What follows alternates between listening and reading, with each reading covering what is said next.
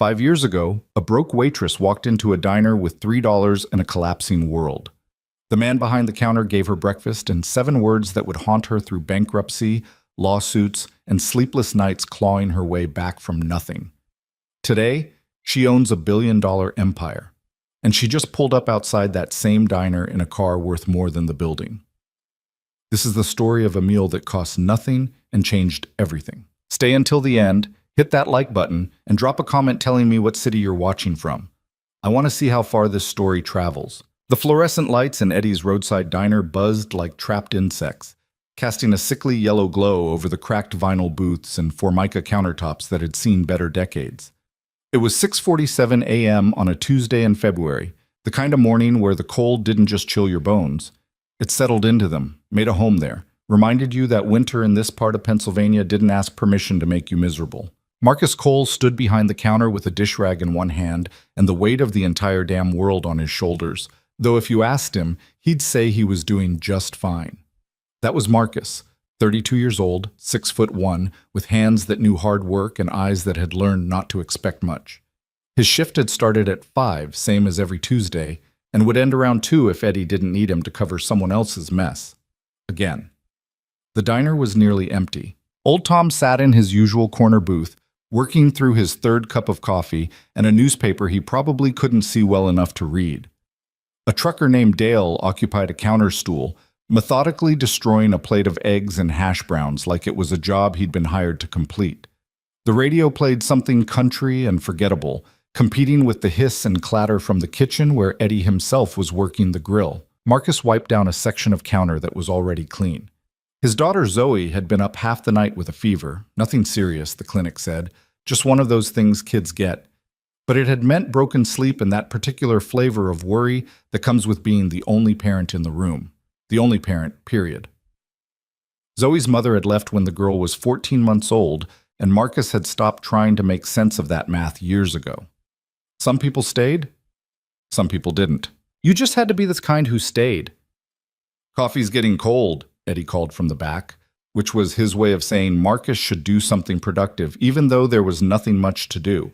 Marcus grabbed the pot and topped off Tom's cup without being asked. The old man nodded his thanks without looking up from his paper. Dale pushed his empty plate forward and stood, fishing out a few crumpled bills and dropping them on the counter with a muttered, "Keep it," that probably meant 15% if Marcus was lucky. The door chimed.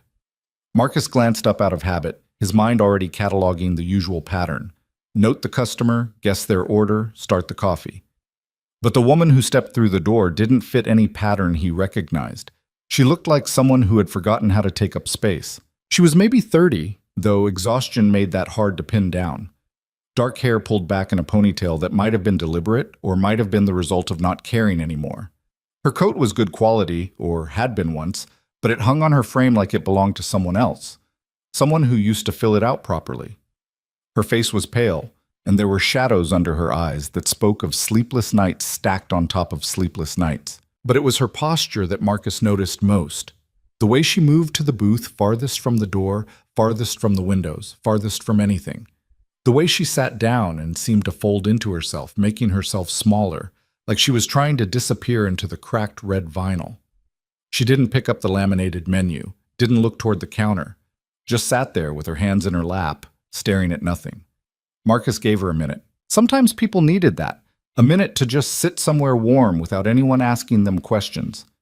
He'd learned that during his own rough patches, back when Zoe's mother had left and he'd found himself sitting in places like this, trying to figure out how you were supposed to do everything alone. When the minute stretched into 2 and she still hadn't moved, Marcus grabbed a coffee pot and walked over. "Morning," he said, keeping his voice neutral, friendly without being pushy. He'd mastered that tone over years of dealing with truckers at dawn and teenagers at midnight. "Coffee?" She looked up at him, and for a second, something flickered across her face. Surprise, maybe, like she'd forgotten other people existed. She stopped, started again.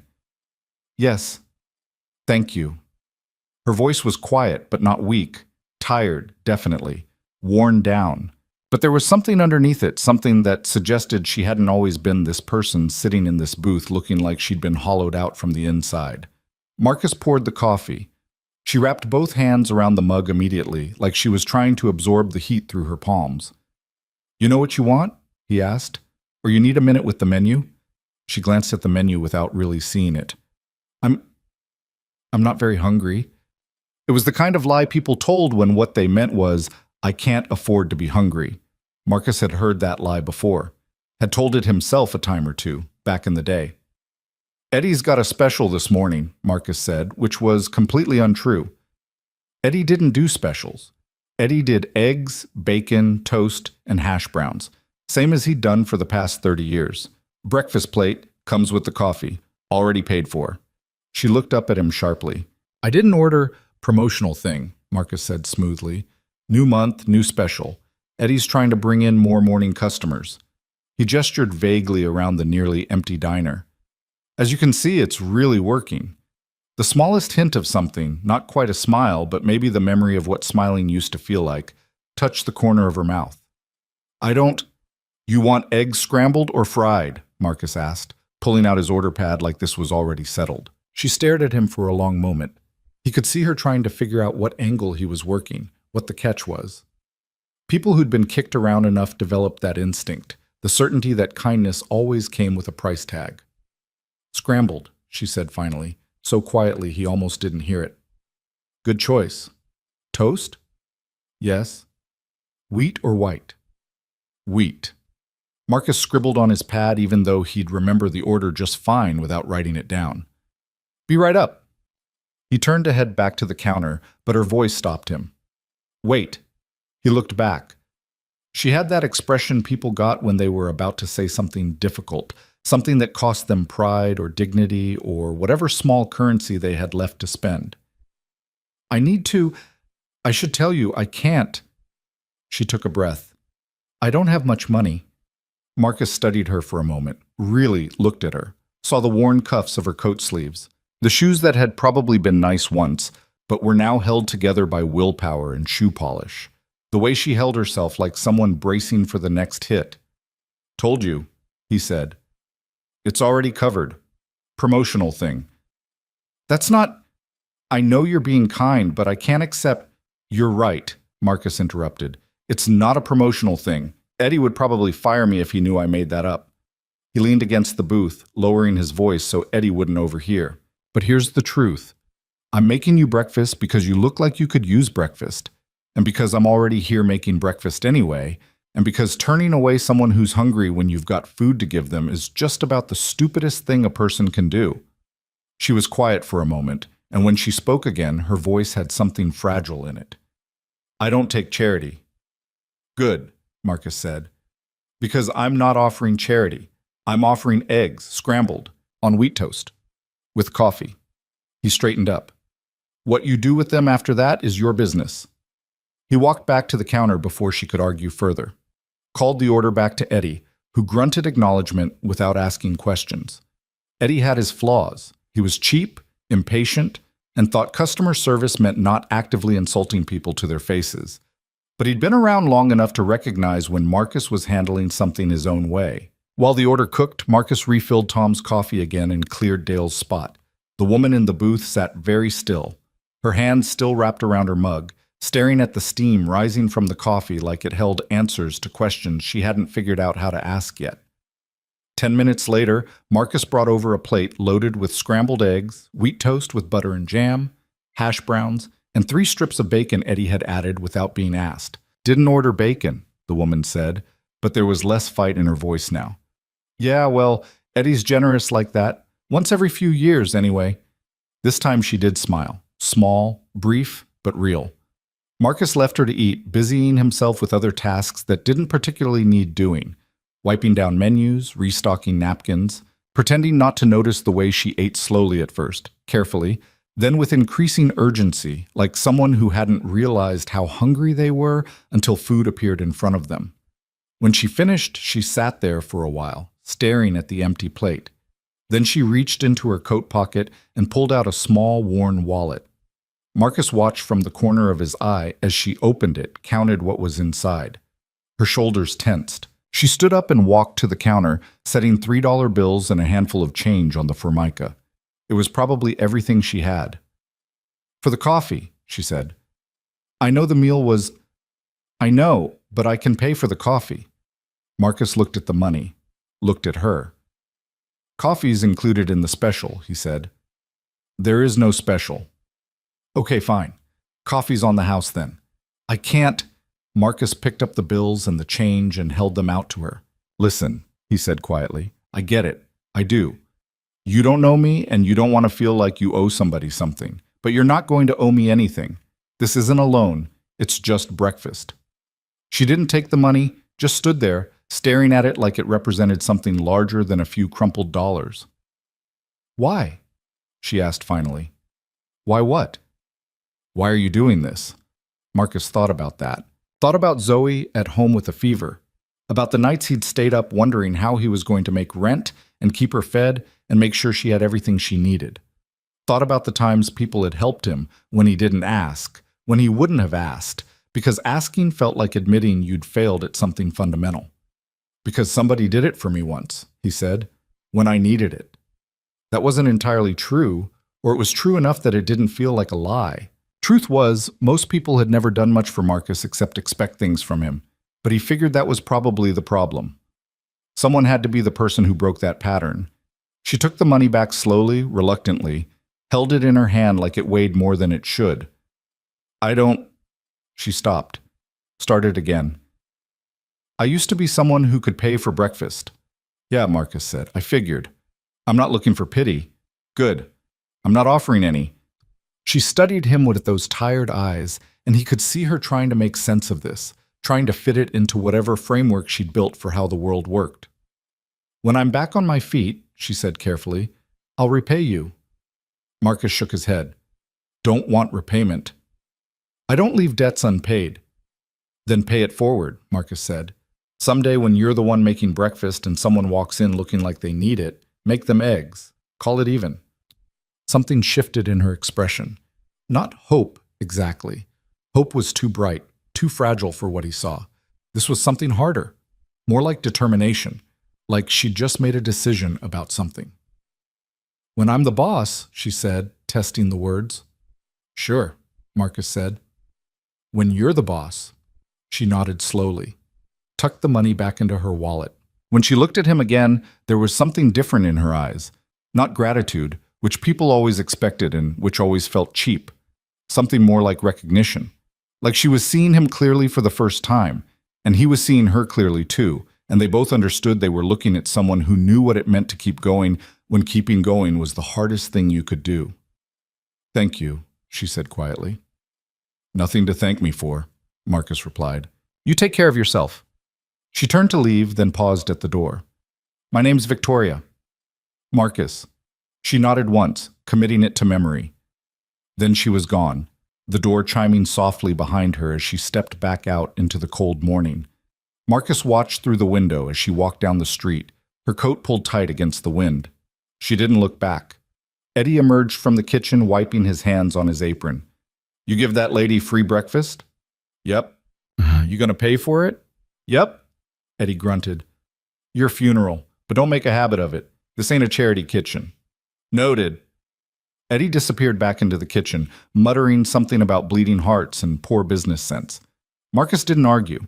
He just cleared Victoria's table, wiped it down, reset it for the next customer. The truth was, he'd probably never see her again. People like that, people passing through rough patches in unfamiliar towns, they didn't usually circle back. They moved on, found their footing somewhere else, became whoever they were going to become next. That was fine. Marcus hadn't done it for the thanks or the recognition or some future payoff. He'd done it because it was Tuesday morning. He was making eggs anyway. And turning away someone hungry when you had food felt fundamentally wrong in a way he couldn't quite articulate but knew in his bones. That should have been the end of it. Should have been just another quiet moment in a quiet life. One small kindness that rippled out into nothing, the way most kindnesses do. Forgotten by Friday. Meaningless in the grand scheme. But some moments don't stay small. Some moments plant seeds you don't see growing until years later, when they've become something massive and undeniable. When they've reshaped the landscape so completely you can barely recognize the ground you're standing on. Marcus Cole didn't know it that morning, wiping down tables in a diner that time forgot. but he'd just set something enormous into motion.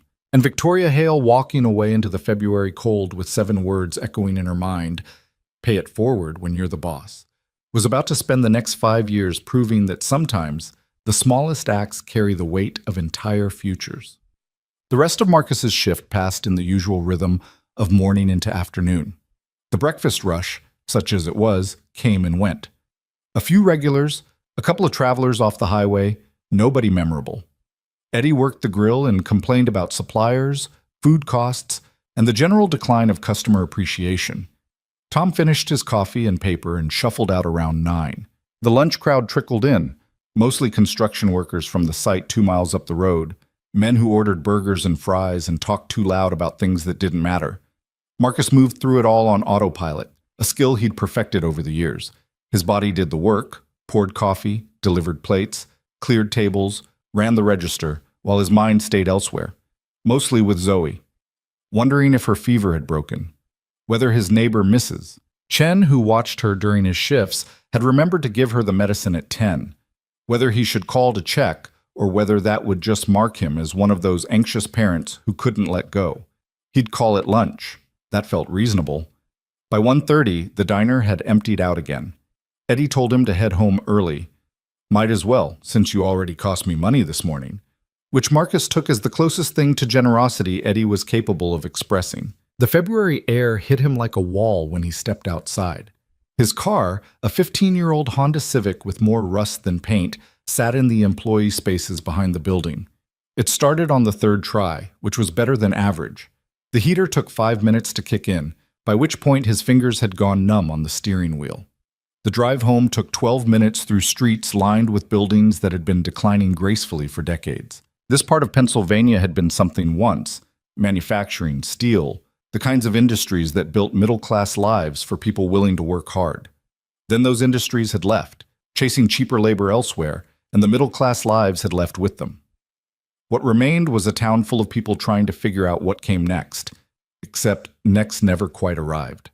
Marcus had grown up here, had left for a few years, college, a starter job in Pittsburgh, dreams of becoming something other than another guy who never made it out.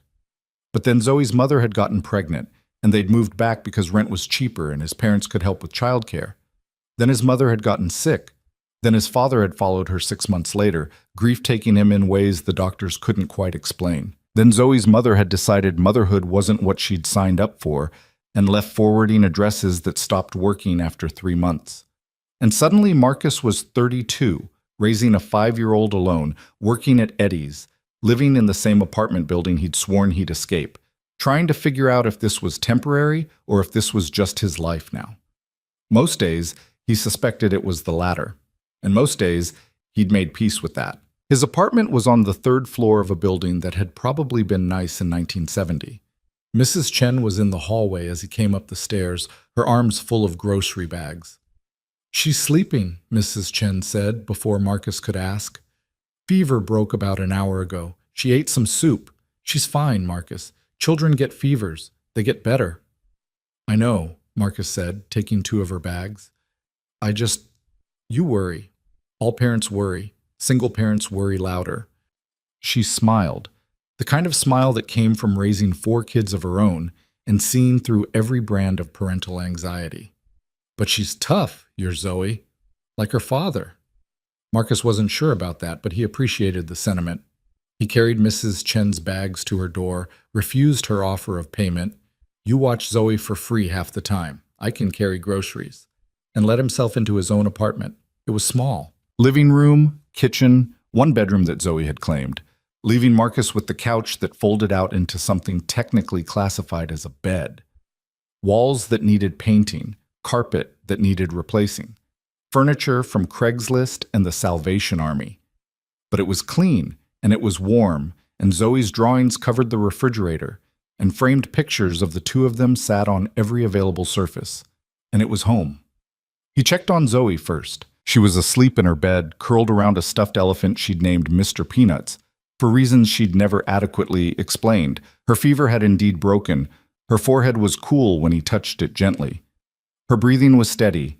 She looked peaceful in that way kids did when they slept, like the world hadn't gotten to them yet. Marcus stood there longer than necessary, watching her. This kid, this entire person who depended on him for everything: food, shelter, safety, love, guidance, every single thing that mattered. The weight of that responsibility should have crushed him. Some days it nearly did. But most days, it was just the framework his life built itself around. He'd make it work. Somehow. He always did. In the kitchen, he made himself coffee and a sandwich, ate standing at the counter because sitting down felt too much like admitting he was tired. The apartment was quiet except for the hum of the refrigerator and the occasional creak of pipes in the walls. Outside the window, the February afternoon was already starting to dim toward evening. His phone buzzed. A text from Eddie. "Forgot to tell you, Jimmy called in sick tomorrow. Can you cover?" Marcus stared at the text. Tomorrow was supposed to be his day off. He'd planned to take Zoe to the library, maybe the park if the weather cleared. Actually spend time with her instead of just making sure she stayed alive and fed. He texted back, "What time?" 5 a.m. to 2 p.m. Time and a half. Time and a half. Which meant an extra $40-50, which meant he could pay the electric bill and still have enough left over to take Zoe somewhere nice for dinner. Maybe that pizza place she liked. "I'll be there," he typed. Eddie sent back a thumbs-up emoji, which was about as effusive as Eddie got. Marcus set his phone down and finished his sandwich, trying not to calculate how many days off he'd skipped this month, how many hours he'd worked, how many times he'd chosen paying bills over spending time with his daughter. The math didn't make him feel better, so he stopped doing it. Later, after Zoe woke up and they'd had dinner together, grilled cheese and tomato soup, her favorite when she wasn't feeling well, they sat on the couch and watched a kids' movie about talking animals on a quest to save their forest. Zoe curled against his side, her fever gone, but her energy still depleted, content to just be quiet and close. "Dad?" she said during a boring part of the movie. "Yeah? Are we poor?" Marcus's heart did something complicated in his chest. "Why do you ask that?" "Emily at school says we're poor because we live in an apartment and she lives in a house." Emily sounds like she doesn't know what she's talking about. "But are we?" Marcus chose his words carefully. "We have enough. We have food and a home and everything we need. That's what matters." "But do you wish we had more?" He looked down at her. "You know what I wish?" "What?" "I wish Emily would mind her own business." Zoe giggled, which had been the goal, but then she got quiet again, and Marcus could feel her thinking. "I heard you tell Mrs. Chen you couldn't buy new shoes yet because you had to pay for my medicine." Damn, he thought he'd been quieter than that. "Zoe, it's okay," she said quickly. "I don't need new shoes. Mine still work. Your shoes have a hole in the toe." "Only a small hole." Marcus pulled her closer. "Listen to me. Yes, sometimes money is tight. Sometimes we have to make choices about what we spend it on, but you never, ever have to worry about whether you're going to get what you need. Medicine, shoes, food, whatever. You're my priority. Always. You understand?" She nodded against his chest. "I'm sorry I got sick." "Don't be. Kids get sick. That's what kids do." He kissed the top of her head. "And I'd pay $1 million for your medicine if that's what it took." "You don't have $1 million. Then I'd find a way to get it." They went back to watching the movie, but Marcus's mind was elsewhere, thinking about Victoria earlier that morning, about the pride and shame warring in her eyes when she tried to pay for coffee she couldn't afford, about the way she'd said, "I used to be someone who could pay for breakfast," like that mattered more than the breakfast itself. He wondered where she was now, if she'd found someplace warm to sleep, if she'd land on her feet or just keep falling. He'd probably never know. That's how most stories ended, really. Incomplete, unresolved. People passed through your life, you did what you could in that moment, and then they moved on, and you moved on, and that was that. The world was full of incomplete stories. You just had to be okay with never knowing how they turned out. Outside, night settled over the town like a blanket someone forgot to wash. Cold seeped through the window frames. The movie reached its predictable happy ending. The animals saved the forest. Everyone learned about friendship. Triumphant music played. Zoe fell asleep before the credits rolled. Marcus carried her to bed, tucked her in, stood in her doorway for a minute watching her breathe. Then he went to the kitchen and did the math he'd been avoiding. Bills on the counter, paycheck in his account, the gap between them. The shift tomorrow would help. The shift Thursday would help more. If he picked up that weekend double Eddie had mentioned, maybe he'd get far enough ahead to stop feeling like he was drowning. Maybe. But probably not. He poured himself a beer, the cheap kind, because the good kind cost $3 more per six-pack, and those $3 mattered, and sat at the kitchen table, looking at numbers that didn't quite work no matter how many times he rearranged them. This was his life. This was fine. He'd make it work because he had to make it work, because that's what you did when you were the only adult in the room and a 5-year-old was counting on you. It was fine. It was all fine. He just wished sometimes that fine didn't feel quite so much like barely holding on, but wishes didn't pay bills. Neither did free breakfasts for strangers. So Marcus finished his beer, brushed his teeth, pulled out the couch bed, and lay down in the dark apartment, listening to the sounds of the building settling around him, and tried not to think too hard about all the ways this life wasn't what he'd imagined when he was young and stupid enough to imagine different. Tomorrow, he'd get up at 4, work Eddie's shift, come home and make sure Zoe had dinner, do it all again Thursday and Friday, and every day after that until something changed or nothing changed, and either way, he'd just keep going. Because that's what people like Marcus Cole did. They kept going, even when going was all they had left. Victoria Hale sat on the edge of a bed in a motel room that charged by the week and didn't ask questions, staring at the $3.67 she'd just counted out on the nightstand. The money Marcus had tried to give back. The money she'd insisted on keeping because taking it back felt like admitting she'd reached the bottom, and she wasn't ready to admit that yet. Even though she had. The room smelled like cigarette smoke and industrial cleaner, a combination that had stopped bothering her weeks ago.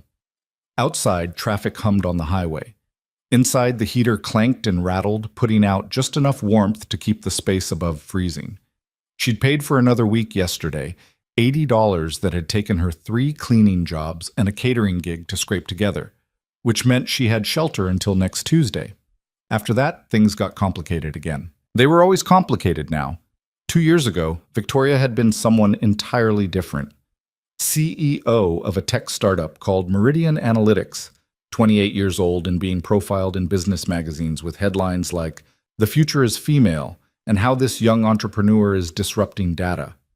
She'd had a corner office in Pittsburgh, a condo in Shadyside, a wardrobe full of clothes that cost more than most people's monthly rent. She'd had investors, employees, a 5-year plan that looked unstoppable on paper. Then the floor had dropped out. A problem with the algorithm, something her chief technology officer had assured her was minor, fixable, nothing to worry about. Except it wasn't minor. The software they'd sold to 3 major clients had a flaw that corrupted data instead of analyzing it. By the time they caught it, millions of dollars in decisions had been made based on bad information. The lawsuits came fast. The investors pulled out faster. The board forced her resignation. The company collapsed in spectacular fashion, plastered across tech news sites as a cautionary tale about moving too fast, scaling too early, not doing due diligence. Her name became synonymous with failure. And the thing that hollowed her out wasn't the business collapsing. Businesses failed all the time. It was the way people looked at her afterward. Former colleagues who wouldn't return calls. Investors who'd called her brilliant, now calling her reckless. Articles dissecting every decision she'd made, finding fault in choices that had seemed smart 6 months earlier. Her own doubt creeping in, whispering that maybe they were right, maybe she had been reckless, maybe she'd never been as smart as everyone said, maybe it had all been luck that ran out.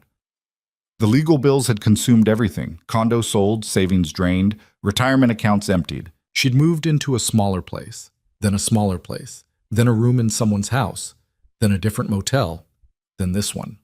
Along the way, she'd shed the wardrobe, the car, the expensive haircuts, every visible marker of who she used to be. What remained was this, a 30-year-old woman with a ruined reputation and $3 to her name, sitting in a motel room trying to remember what hope felt like. The breakfast at Eddie's had been the first real meal she'd eaten in 3 days. Before that, vending machine crackers and whatever she could pocket from catering jobs. She wasn't proud of it. Wasn't proud of any of this. But pride was expensive, and she'd already spent everything she had. Marcus's words kept circling in her head. Pay it forward. When you're the boss, like it was inevitable. Like her being in charge of something again was just a matter of time, not a laughable impossibility. The certainty in his voice had startled her more than the free meal. He didn't know her, didn't know her history or her failures or the news articles calling her a cautionary tale. He just looked at her and decided she was someone who'd land on her feet, someone who'd be the boss someday, someone worth a plate of eggs and a handful of words that assumed she had a future. Victoria picked up one of the crumpled dollar bills, smoothed it out on her knee. She'd been so certain of everything once, certain she was building something that mattered, certain she knew what she was doing, certain that hard work and intelligence were enough. Turned out certainty was just another thing you could lose. She lay back on the bed, still wearing her coat because the heater wasn't quite warm enough without it. The ceiling had a water stain shaped like something she couldn't quite identify. She stared at it until the shape stopped making sense, until exhaustion pulled her under into sleep that never quite felt like rest. The next morning, she took a job cleaning offices in a building downtown. Minimum wage, cash at the end of each shift, no questions asked. The supervisor was a woman named Rita, who looked like she'd stopped being surprised by anything years ago. "You done this before?" Rita asked, handing Victoria a mop and a bucket. "No." "You'll figure it out. Floors, bathrooms, empty the trash. Don't steal anything, don't break anything, don't bother the people working late. Simple." It was simple. Brutally, mind-numbingly simple. Victoria mopped floors in offices where people who still had careers worked on projects that still mattered. She emptied trash cans full of discarded drafts and coffee cups. She cleaned bathrooms and tried not to think about the fact that 2 years ago, someone had cleaned her office bathroom while she sat in meetings deciding the future of a company. The work was exhausting in a way that had nothing to do with physical effort. It was the anonymity of it, the way people looked through her like she was part of the furniture, the way conversation stopped when she entered a room, not because she was important, but because she wasn't. She was just the cleaning lady. Invisible. Irrelevant. Most days she could handle it. It was just a job, just temporary, just something to get through until she figured out what came next. But some days, usually late at night, alone in her motel room, the weight of how far she'd fallen pressed down hard enough that breathing felt difficult. 3 weeks after the breakfast at Eddie's, Victoria was cleaning the 7th floor of the Carrington building when she found a newspaper someone had left in a conference room. The business section was open to an article about Meridian Analytics bankruptcy proceedings. There was her name. There was the whole ugly story. And there, in the final paragraph, a quote from her former CTO. "In retrospect, the leadership failures were obvious. We moved too fast without proper oversight." Leadership failures. She sat down in one of the conference room chairs, expensive leather, the kind she used to take for granted, and read the article twice, then a third time, looking for something, though she wasn't sure what. Vindication, maybe. Evidence that it hadn't all been her fault. She didn't find it. What she found instead was a quiet rage building in her chest, not the hot, explosive kind, the cold, focused kind that burned slow and steady. Leadership failures. Maybe. Probably. Almost certainly. But failure didn't have to be permanent. Victoria stood up, folded the newspaper, and dropped it in the trash. Then she finished cleaning the conference room, completed her shift, collected her cash from Rita, and walked back to the motel with something hardening inside her that felt like the beginning of a decision. That night, she sat at the motel room's small desk with a notebook she'd found in a dumpster behind a school. Started writing. Not a business plan. She wasn't anywhere near ready for that. Just thoughts, ideas, questions. What had actually gone wrong with Meridian? Strip away the excuses and the blame. What were the core failures? She wrote for 3 hours, filling pages with analysis that was probably too harsh on herself but felt necessary. By the time she stopped, her hand was cramping and she'd covered the basics. They'd scaled before they were ready, hired too fast, trusted the technology without adequate testing, prioritized growth over stability, listened to investors who cared more about valuation than product quality. Classic startup mistakes, the kind you read about in case studies and thought you'd never make yourself. Except she had made them, and her company had imploded, and people had lost jobs and money and trust because of decisions she'd signed off on. Okay, so she'd failed, publicly, spectacularly. The question was what she did with that information. She could let it define her, could decide that some people got one shot and she'd blown hers, could spend the rest of her life cleaning other people's offices and telling herself this was what she deserved. Or she could do something else. Victoria looked at the notebook, at the pages of analysis written in handwriting that had gotten messier as the night went on, at the motel room that smelled like smoke and defeat. When you're the boss, Marcus had said, not if. When? Like it was already decided. Like the only question was timing. She'd thought he was being kind, patronizing maybe, in that well-meaning way people had when they wanted to make you feel better. But sitting there in that motel room, something shifted in how she heard those words. He hadn't been making a prediction. He'd been stating a fact he'd somehow seen in her that she'd stopped seeing in herself. She was going to be the boss again, not because she deserved it or because the universe owed her anything, but because she was going to make it happen, differently this time, smarter, with all the expensive lessons she'd learned carved into her bones. The decision didn't bring relief or joy or any of the emotions she expected. It just brought clarity. And underneath the clarity, something that felt like purpose starting to take shape. The next day, she went to the public library. The building was old but well-maintained, the kind of place that still believed in the dignity of free access to information. Victoria got a library card, required only an address, and the motel counted, and spent 6 hours at a computer terminal, reading everything she could find about her industry. What had changed in 2 years, who the new players were, what problems still needed solving. She started going every day, sometimes for research, sometimes just to be in a space that felt purposeful, surrounded by people who were learning things, building things, trying things. The librarian, a woman in her 60s named Patricia, eventually stopped checking what Victoria was looking at and just brought her coffee when she'd been there for more than 4 hours. "You working on something?" Patricia asked one afternoon, setting down a paper cup. "Maybe," Victoria said. "Probably. I don't know yet." "Well, you've got the look of someone working on something." Patricia smiled. "I've seen it before. People come in here lost, spend enough time at these computers, leave with a plan, or at least the start of one." "Did they succeed, the people you saw?" "Some did. Some didn't. But they all tried, which is more than most people can say." Victoria thought about that after Patricia walked away. About trying. About the space between failure and giving up, which turned out to be bigger than she'd realized. 2 months after the breakfast at Eddie's, Victoria had filled 3 notebooks with ideas, research, and half-formed plans. She was still cleaning offices, still living at the motel, still counting dollars and making them stretch further than physics suggested they should. But something had changed.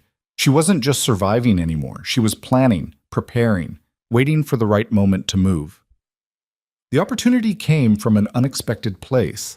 One of the offices she cleaned belonged to a small consulting firm called Apex Solutions. They did market analysis for mid-sized companies. Nothing fancy, but steady work. Victoria had been cleaning their space for 6 weeks when she noticed something wrong in a presentation someone had left open on a conference room screen. Their data model was off, not catastrophically, but enough that their conclusions were skewed. She recognized the error because she'd made a similar one at Meridian, back before everything fell apart. She almost walked away. Wasn't her problem, wasn't her business. But then she thought about Marcus, about eggs and certainty and paying it forward. She found a sticky note, wrote a careful explanation of the error and how to fix it, and left it next to the keyboard. The next week, the same conference room had a different presentation open. The data model was corrected, and there was a sticky note waiting for her. "Thank you. Who are you?" Victoria hesitated, then wrote back, "Just someone who noticed. Good luck with the presentation." 3 days later, another note. "We got the contract. Your catch saved us. Can we buy you coffee?" This was dangerous territory. Engaging with clients or anyone connected to the offices she cleaned could cost her the job. Rita had been clear about boundaries, but Victoria wrote back anyway. "I appreciate the offer, but I'm just glad I could help." The note stopped after that. Victoria figured that was the end of it. Then, 2 weeks later, Rita pulled her aside at the end of a shift. "Someone from Apex Solutions wants to talk to you," Rita said. "Says you helped them with something." Victoria's stomach dropped. "I didn't steal anything." "I know. They want to offer you a job." The meeting happened in a coffee shop near the Carrington building. The man who showed up was maybe 45, wearing a suit that had seen better days, and an expression that suggested he didn't waste time on pleasantries. "I'm Martin Reeves," he said, shaking her hand. "I own Apex Solutions. You're the one who caught our data error?" "I am." "What's your background?" Victoria had prepared for this question, had decided ahead of time how much truth to tell.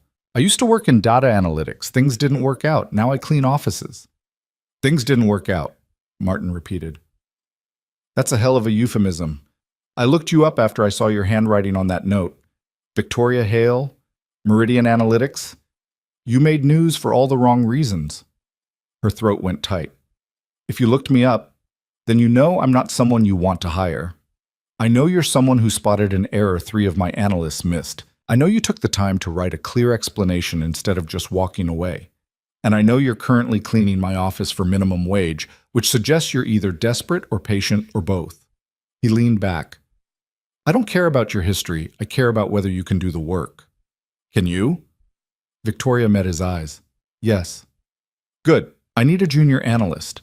Pay's not great, $35,000 a year, which I'm guessing is more than you're making now, but probably less than you're worth. Hours are long. Work is boring half the time. But it's legitimate. It's in your field, and it gives you a chance to rebuild. You interested?" She should have asked for time to think about it, should have negotiated, should have done any number of things that her former self would have done automatically. Instead, she said, "When do I start?" "Monday, 8 a.m. Don't be late." Victoria walked back to the motel in a daze.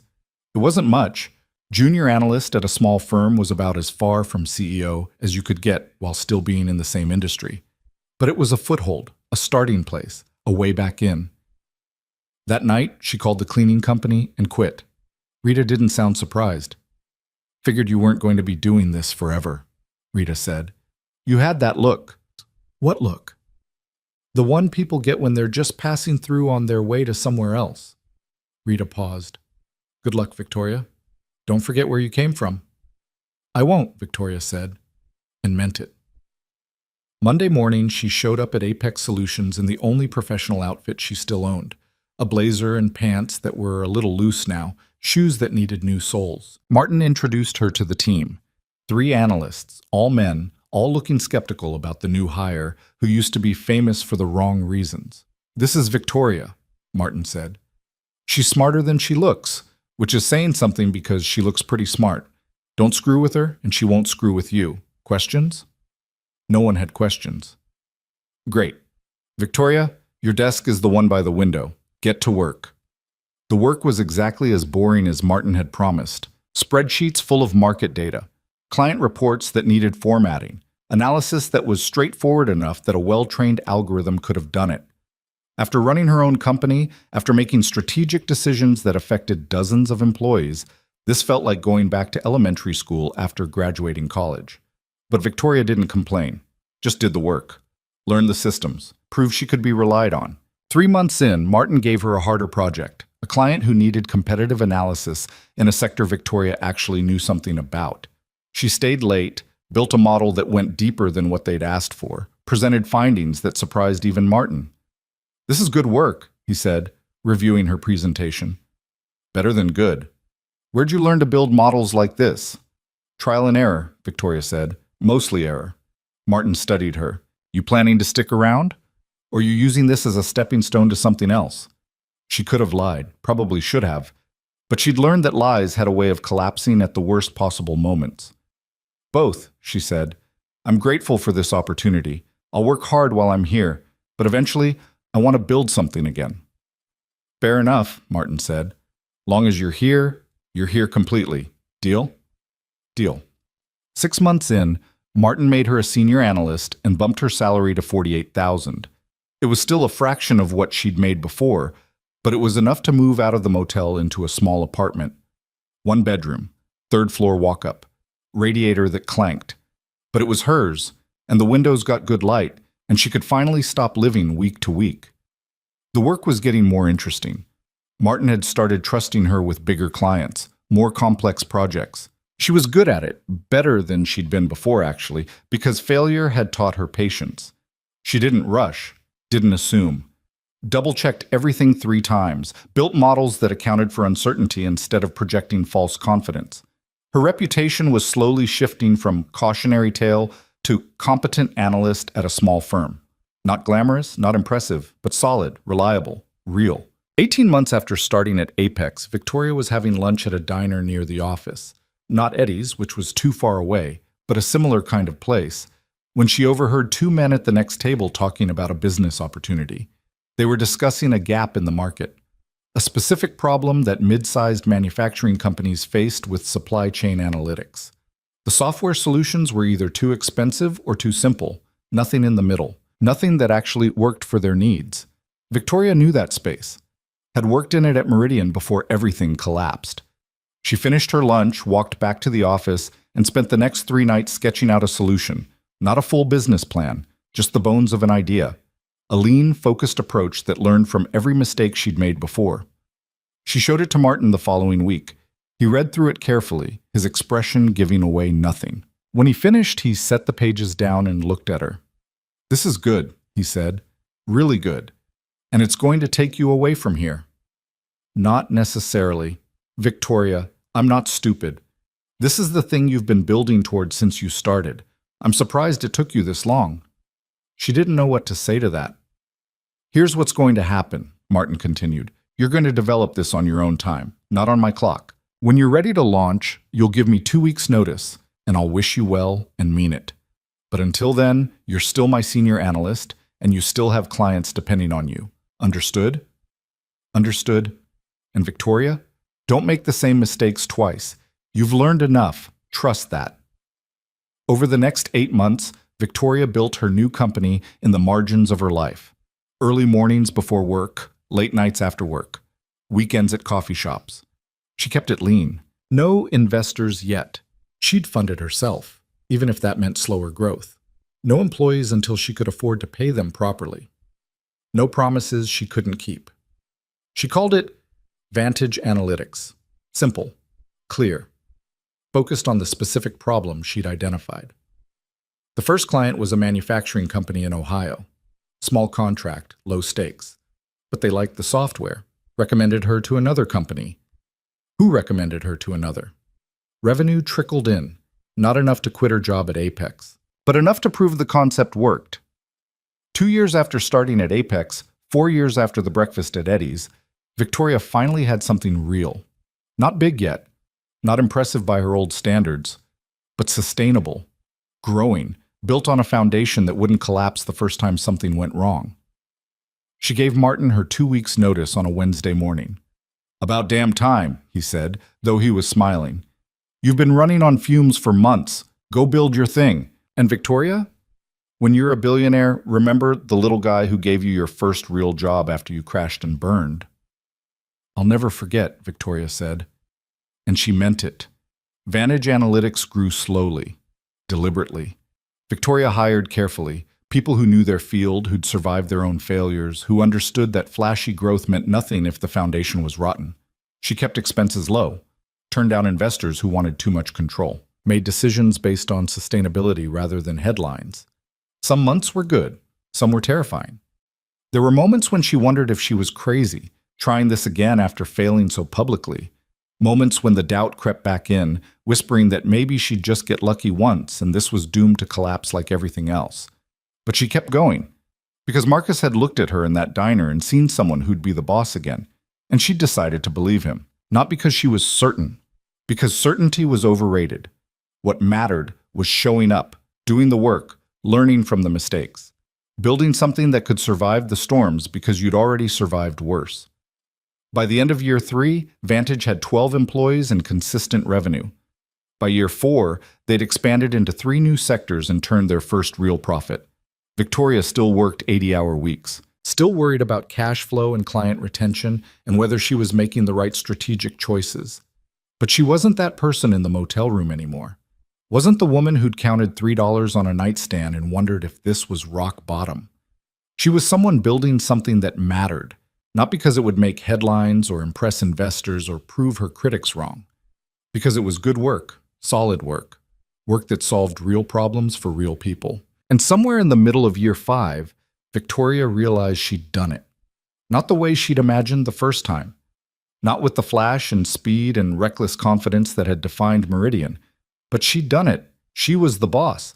And it was time to pay a debt she'd been carrying for 5 years. The letter arrived on a Thursday morning in October, 4.5 years after Victoria had walked out of Eddie's diner with 7 words echoing in her head. She was in her office, a real office now with windows overlooking downtown Pittsburgh and furniture that didn't come from Craigslist, reviewing quarterly projections when her assistant Sarah knocked and entered looking uncomfortable. "This just came by courier," Sarah said, handing over a thick envelope. "Legal documents. Look serious." Victoria took the envelope, noting the law firm's name embossed in the corner. Hutchins and Bray.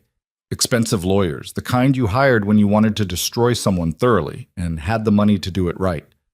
Her stomach went cold before she even opened it. The documents inside were exactly what she feared. A lawsuit, filed by TechCore Industries, one of the major clients who'd lost money when Meridian Analytics collapsed. They were claiming fraud, negligence, breach of fiduciary duty, every legal avenue they could think of to claw back their losses plus damages. The number at the bottom made her vision swim. $8 million. "Victoria," Sarah's voice sounded distant. "You okay?" "Fine," Victoria said automatically. Then, more honestly, "No, not fine. Can you get me David Chen on the phone?" David was Vantage's lawyer, a sharp guy in his 40s who'd helped her navigate the early legal complexities of starting the company. He was good. But looking at this lawsuit, Victoria wasn't sure good was going to be enough.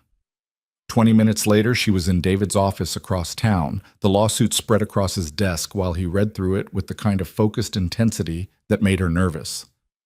"Well?" she asked when he finally looked up. "It's bad," David said. "Not insurmountable, but bad. They're arguing that you knew about the software flaws before selling to clients, that you deliberately concealed information to close deals." "That's not true. We didn't know. I believe you. But they've got emails. Communications between you and your CTO where he mentioned potential issues, and you pushed to launch anyway." Victoria's hands clenched. Those issues weren't the same as the flaws that caused the data corruption. "We discussed minor bugs. Every software company has bugs. We didn't know about the core problem until after launch." "Can you prove that?" "The technical documentation should show." "Should isn't good enough. We need airtight evidence that you acted in good faith, that when you made the decision to launch, you genuinely believed the product was sound." Victoria stood up, pacing to the window. Outside, the city sprawled in afternoon sunlight, indifferent to her problems. "How much is this going to cost to fight?" David was quiet for a moment. "Legal fees, conservatively, between $300,000 and $500,000. Maybe more if it goes to trial. And if we lose, then you're looking at the full judgment plus their legal costs. We're talking $10 million, maybe more." $10 million. Vantage had been profitable for exactly 8 months. They had some reserves, but nothing close to that. Fighting this lawsuit would drain every dollar they had. Losing it would destroy everything she'd built. "There's another option," David said carefully.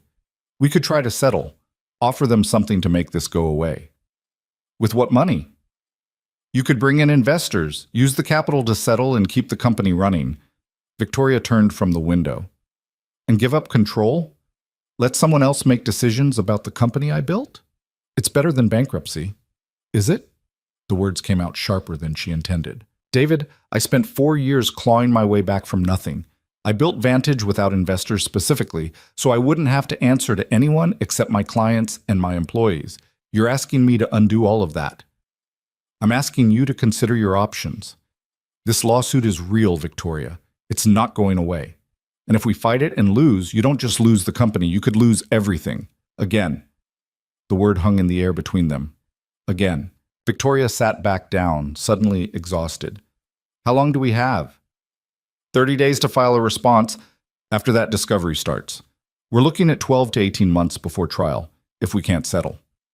12 to 18 months of legal bills piling up, of uncertainty hanging over everything, of potential investors and clients getting nervous when they heard about the lawsuit. "I need to think," Victoria said. "Don't think too long. The clock's already running." She left David's office and drove aimlessly for an hour, trying to process what had just landed in her lap. She'd been so careful this time.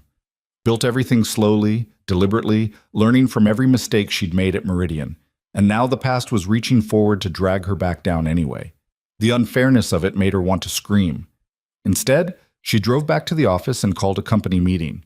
Her 12 employees gathered in the conference room looking curious. Victoria had never called an all-hands meeting without notice before.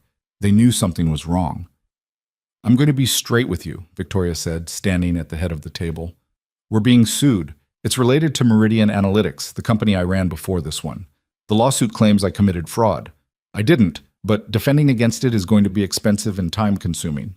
The room went silent. She saw the concern on their faces, the quick mental calculations they were all doing about job security and company stability. "I don't know how this is going to play out," she continued. "I'm going to fight it. But I wanted you to hear it from me first, before rumors start circulating. If anyone wants to look for other opportunities while this gets sorted out, I understand. No hard feelings. I'll give references, help however I can." James, her lead developer, spoke first. "Are we in financial trouble?" "Not yet, but legal fees are going to strain our resources. I'm not going to lie, this could get ugly." "What do you need from us?" asked Nicole, her operations manager. The question surprised Victoria. "What do I need?" "To fight this. What do we need to do?" Victoria looked around the table at faces that had become familiar over the past year. People who'd trusted her enough to join a small company with a CEO who had a very public failure in her past. "Keep doing what you're doing, keep Vantage running. The lawsuit is my problem to solve, not yours." "With respect, boss, that's bullshit," James said. "You go down, we all go down. So what's the plan?" She didn't have a plan.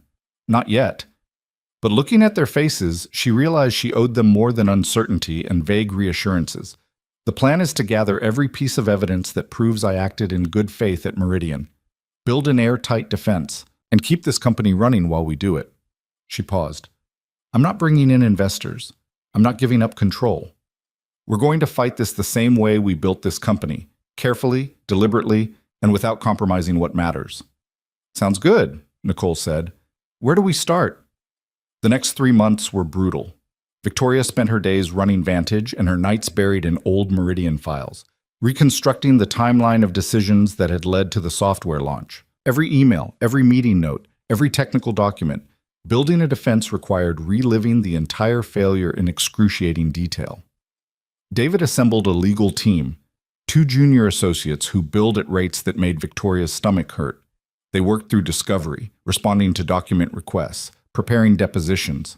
The opposing counsel, led by a woman named Patricia Vance, who had a reputation for aggressive litigation, pushed hard. They wanted emails going back 3 years before Meridian's launch. They wanted financial records. They wanted communications with investors, employees, clients. They were building a narrative that Victoria had known about the problems and hidden them to save her company. It wasn't true. But the truth turned out to be complicated when you looked at it through the lens of expensive lawyers paid to find fault. "They're going to call your former CTO," David told her during a late-night strategy session in December. "He's already agreed to testify for them." "Of course he has," Victoria said. Brian Fletcher, her former chief technology officer, had been the one who'd assured her the software was ready, who'd told her the issues were minor, who'd pushed for launch as hard as she had. And now he was going to testify that she'd overruled his concerns. "We can counter with other employees who'll testify you relied on his expertise," David said. "But it's going to be his word against yours on some key points." "What are our chances?" David hesitated. "Honestly, 50-50. Maybe 60-40 if we get a good judge. This is the kind of case that comes down to credibility and narrative. They're selling a story about a reckless CEO who prioritized growth over safety. We're selling a story about someone who made reasonable decisions based on the information available at the time." And which story is easier to believe? The one that fits existing biases, and there's a lot of bias against young tech CEOs right now. Victoria rubbed her eyes. It was past midnight. She'd been at the office since 6 that morning. "How much have we spent so far?" "Including this month? Just over $200,000. Sheiks, $200,000. Almost half their reserves. And they hadn't even gotten to depositions yet. The stress started showing in ways Victoria couldn't hide. She stopped sleeping well, started losing weight she couldn't afford to lose, snapped at employees who didn't deserve it, then had to apologize. The company kept running, her team was too good to let things fall apart, but everyone could feel the strain. In January, 5 years almost to the day after she'd walked into Eddie's diner, Victoria sat through her deposition. 7 hours of Patricia Vance asking questions designed to make her look negligent, arrogant, careless. Questions about decisions she'd made years ago, taken out of context, and twisted into evidence of wrongdoing. You wrote in this email that you wanted to launch no matter what, Patricia said, sliding a printout across the table. What did you mean by no matter what? I meant no matter what minor obstacles came up. We'd been delaying launch for months, working through bugs, and I wanted to communicate to the team that we needed to commit to a date. So you were prioritizing schedule over quality? No, I was prioritizing shipping a product that had been thoroughly tested over endless delay. But you did delay the launch multiple times. Yes, because we found issues that needed fixing. Well, then why write no matter what? Because at some point, you have to ship. Every software company faces that decision. You can delay indefinitely, trying to achieve perfection, or you can launch something good and iterate based on user feedback. And you chose to launch something that destroyed 3 companies' data. I chose to launch something I believed was ready. I was wrong, but I wasn't reckless. It went on like that for hours. Every decision scrutinized, every email weaponized. By the time it ended, Victoria felt hollowed out. You did fine, David said on the drive back to the office. You stayed calm, didn't get defensive. I sounded guilty. You sounded human, which is what we want. Juries don't convict people they can relate to. This isn't a criminal trial, David. Same principle applies. Back at the office, Victoria locked herself in her office and let herself fall apart for exactly 15 minutes. Cried into her hands, let the fear and exhaustion and rage pour out. Then she washed her face, fixed her makeup, and went back to work. Because what else was there to do? In February, Brian Fletcher gave his deposition. David sent Victoria the transcript. Reading it made her physically ill. Brian painted a picture of a CEO who'd ignored his warnings, pushed for launch despite his concerns, and prioritized investor pressure over product safety. It was a masterful piece of fiction, and it was going to be very effective in court. We need to talk about settlement, David said when they met the following week. No, Victoria, I'm not settling. I didn't do what they're accusing me of, and I'm not going to pay them to say I did. You're letting pride make this decision. I'm letting the truth make this decision. David leaned back in his chair. The truth is, you're one bad day in court away from losing everything. Again. Is that really the hill you want to die on? Victoria thought about the motel room with the stained ceiling. Thought about cleaning offices while people looked through her like she wasn't there.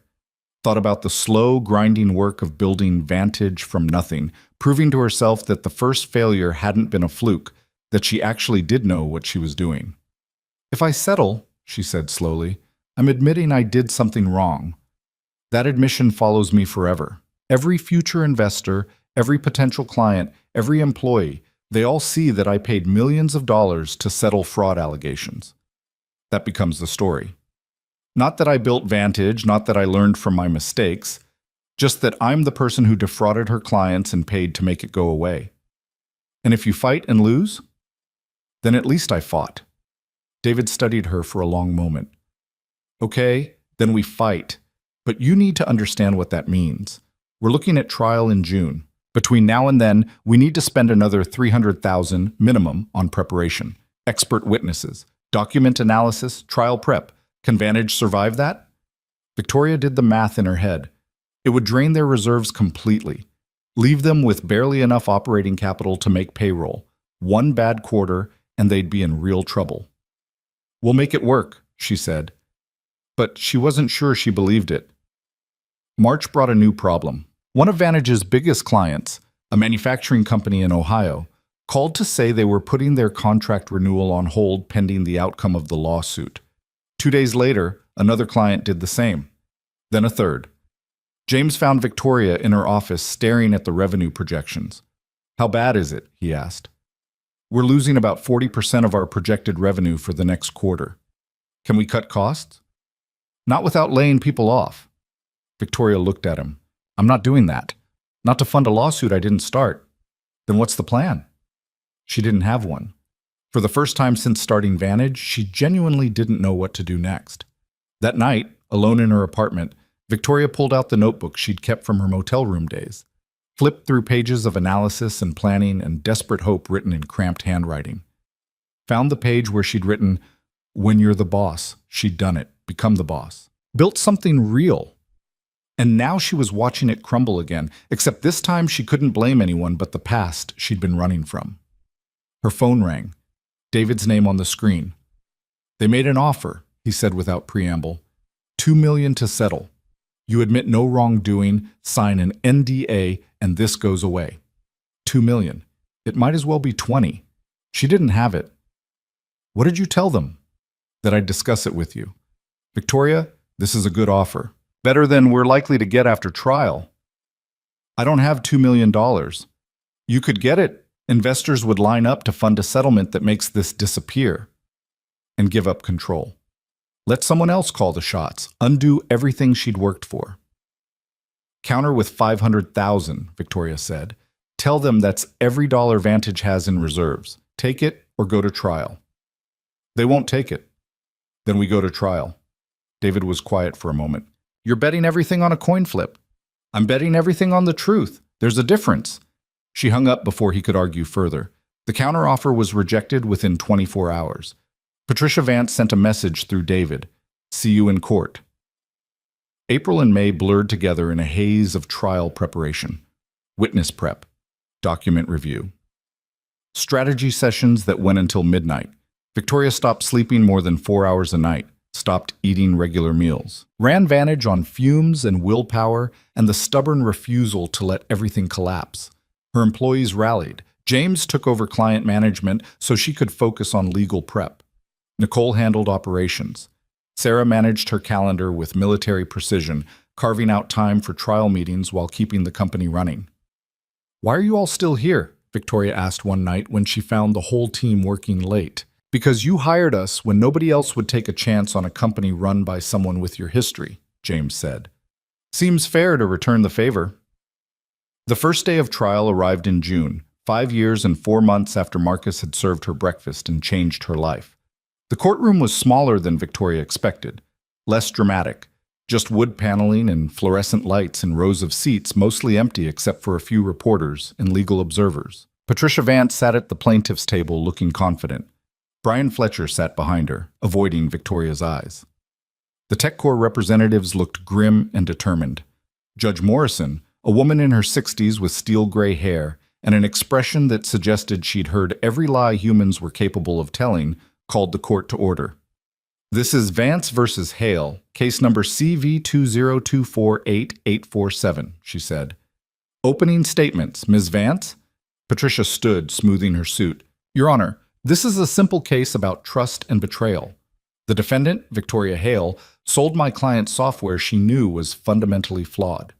When her own chief technology officer raised concerns, she silenced him. When problems emerged, she hid them. When everything collapsed, she walked away while my client suffered millions in losses. We will prove that Ms. Hale acted with negligence and deception, prioritizing her own success over her client's welfare. We ask that you hold her accountable for the damage she caused." It was effective, clean, persuasive. Victoria watched the judge's face, trying to gauge her reaction, seeing nothing. David stood for their opening. "Your Honor, Ms. Vance is selling you a story, but stories aren't evidence. The evidence will show that Ms. Hale made every decision in good faith, relying on expert technical advice, that she delayed launch multiple times to address concerns, that when problems emerged, she worked tirelessly to fix them, that the software failure was a tragedy, not a crime. Running a company that fails is not fraud. Making decisions that turn out wrong is not negligence. Ms. Hale is here today because she refused to settle a meritless lawsuit designed to extract money from someone who's already lost everything once. We ask that you see through the narrative to the facts and find that she acted reasonably under the circumstances." The judge nodded. "Call your first witness, Ms. Vance." The trial lasted 3 weeks. Patricia called Brian, who testified exactly as his deposition predicted. Told the story of a CEO who wouldn't listen, who pushed too hard, who valued growth over stability.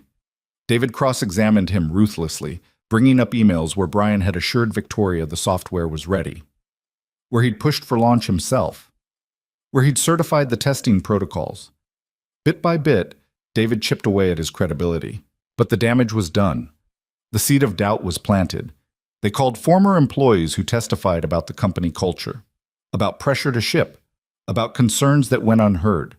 David countered with other employees who testified about Victoria's diligence, her insistence on quality, her willingness to delay when problems emerged.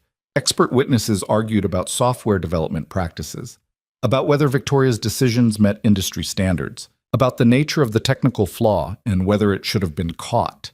The testimony was dense, technical, mind-numbing. Victoria sat through all of it, watching her past get dissected by strangers, reliving every decision and mistake. On the final day, she took the stand. Patricia started gentle, establishing background, then moved in for the kill. You wrote in an email to investors that Meridian's technology was revolutionary and bulletproof. Did you believe that? At the time, yes. Even though your CTO had raised concerns? He raised concerns about minor bugs. Every software has bugs. The fundamental architecture was sound. Was it? I believed it was. But you were wrong. Victoria met Patricia's eyes. Yes, I was wrong. The software had a critical flaw we didn't catch in testing. When we discovered it, we worked around the clock to fix it. But the damage was done. And you think that's acceptable? To sell something you believed was sound but turned out to be critically flawed? I think it's human. We did everything we could to ensure quality. We tested extensively. We relied on expert advice. And we still missed something. That's not fraud. That's the risk inherent in building new technology. A risk your clients paid for. A risk they understood when they contracted with a startup. We were clear about our stage of development. Were you clear about the concerns your CTO raised? He didn't raise them as critical issues. If he had, we would have delayed launch. Are you saying this is his fault? No, I'm saying it's no one's fault. It's a tragedy. But tragedy isn't the same as crime. Patricia smiled. You say you take responsibility, but you won't pay back the people you harmed.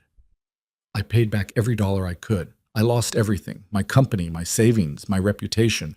I paid with years of my life. The only thing I won't do is lie and say I committed fraud when I didn't. Very convenient. It's the truth. The cross-examination went on for 2 more hours. Patricia hammered every weak point, every questionable decision, every email that could be read as evidence of negligence.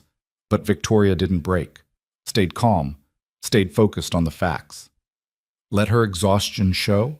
Let the jury see what this lawsuit had cost her. When she stepped down, she couldn't tell if it had been enough. Closing arguments happened on a Friday. Patricia was eloquent, painting Victoria as a cautionary tale about unchecked ambition. David was measured, reminding the jury that hindsight wasn't the same as foresight. Judge Morrison took the case under advisement. I'll issue a ruling within 30 days. Court is adjourned. And then it was over. Victoria walked out of the courthouse into late June sunshine, feeling hollowed out. David walked beside her, neither of them speaking. Now what? She asked finally. Now we wait. And Vantage? You keep running it, like nothing happened, because maybe nothing did. But something had happened. Victoria could feel it in her bones. The lawsuit had cost them everything they had in reserves and more.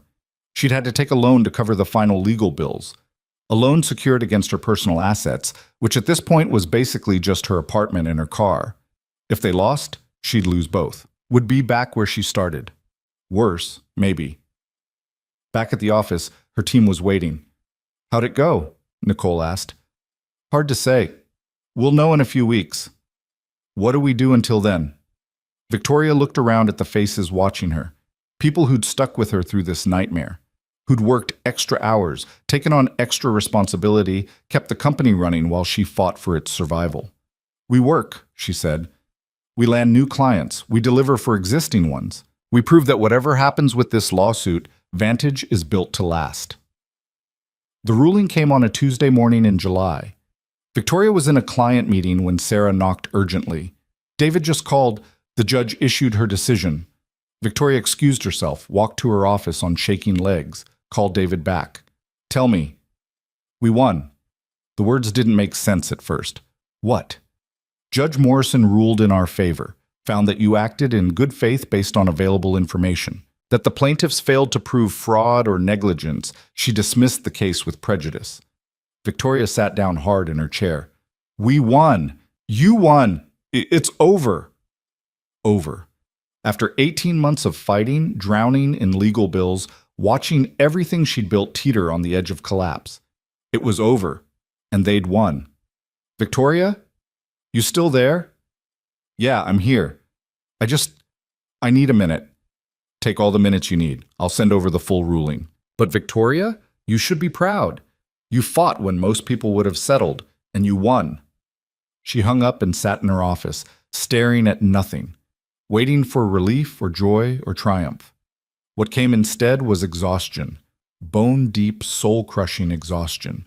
She'd won, but winning felt less like victory and more like survival. Like she'd been drowning for 18 months and had finally broken the surface, only to find herself exactly where she'd started, except now she was too tired to swim. There was a knock on her door. Her whole team stood there, looking anxious. "We won," Victoria said. The office erupted. People hugging, cheering, someone opening a bottle of champagne they'd been saving. Nicole was crying. James was grinning wider than Victoria had ever seen. She let them celebrate for a few minutes, then raised her hand for quiet. "I need to say something," she said. "This lawsuit almost destroyed us. We spent every dollar we had fighting it. We're starting from scratch financially. Some clients left and might not come back. The next few months are going to be hard, really hard." The room went quiet. "But we're still here, and we won. Not because we had the most money or the best lawyers, because we told the truth and refused to back down. That means something." She paused. "It means everything. Thank you, all of you, for staying, for believing, for making this company worth fighting for." The celebration resumed, more subdued but genuine. Victoria excused herself, went to the bathroom, and finally let herself fall apart. She'd won. She'd actually won. And for the first time in 5 years, she let herself think about the diner, about Marcus, about the moment that had set all of this in motion. She'd promised herself that when she became the boss, she'd pay him back. Well, she was the boss. Barely. Hanging on by her fingernails, but the boss nonetheless. It was time to keep that promise. 3 months after the trial ended, Victoria stood in front of a conference room full of potential investors, giving the pitch she'd sworn she'd never give. "Vantage Analytics has proven the model works," she said, advancing to the next slide. "Year-over-year growth of 42%, client retention at 93%. We're profitable, sustainable, and positioned for expansion. What we need is capital to scale." The investors, 3 men and 1 woman from a venture capital firm called Beacon Partners, listened with the polite attention of people who'd heard 1,000 pitches and funded maybe 10. Their expressions gave away nothing.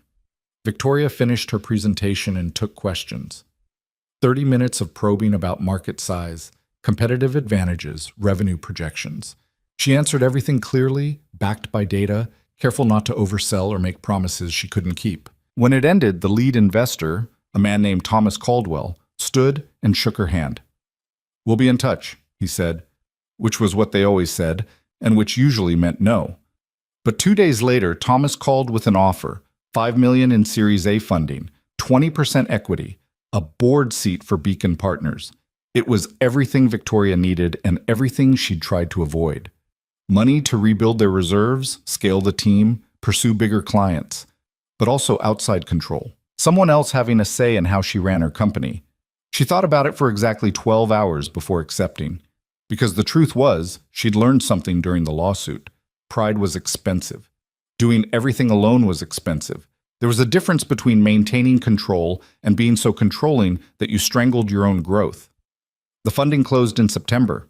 Suddenly, Vantage had breathing room. They hired 6 new people, upgraded their infrastructure, started pursuing contracts they'd been too small to compete for before.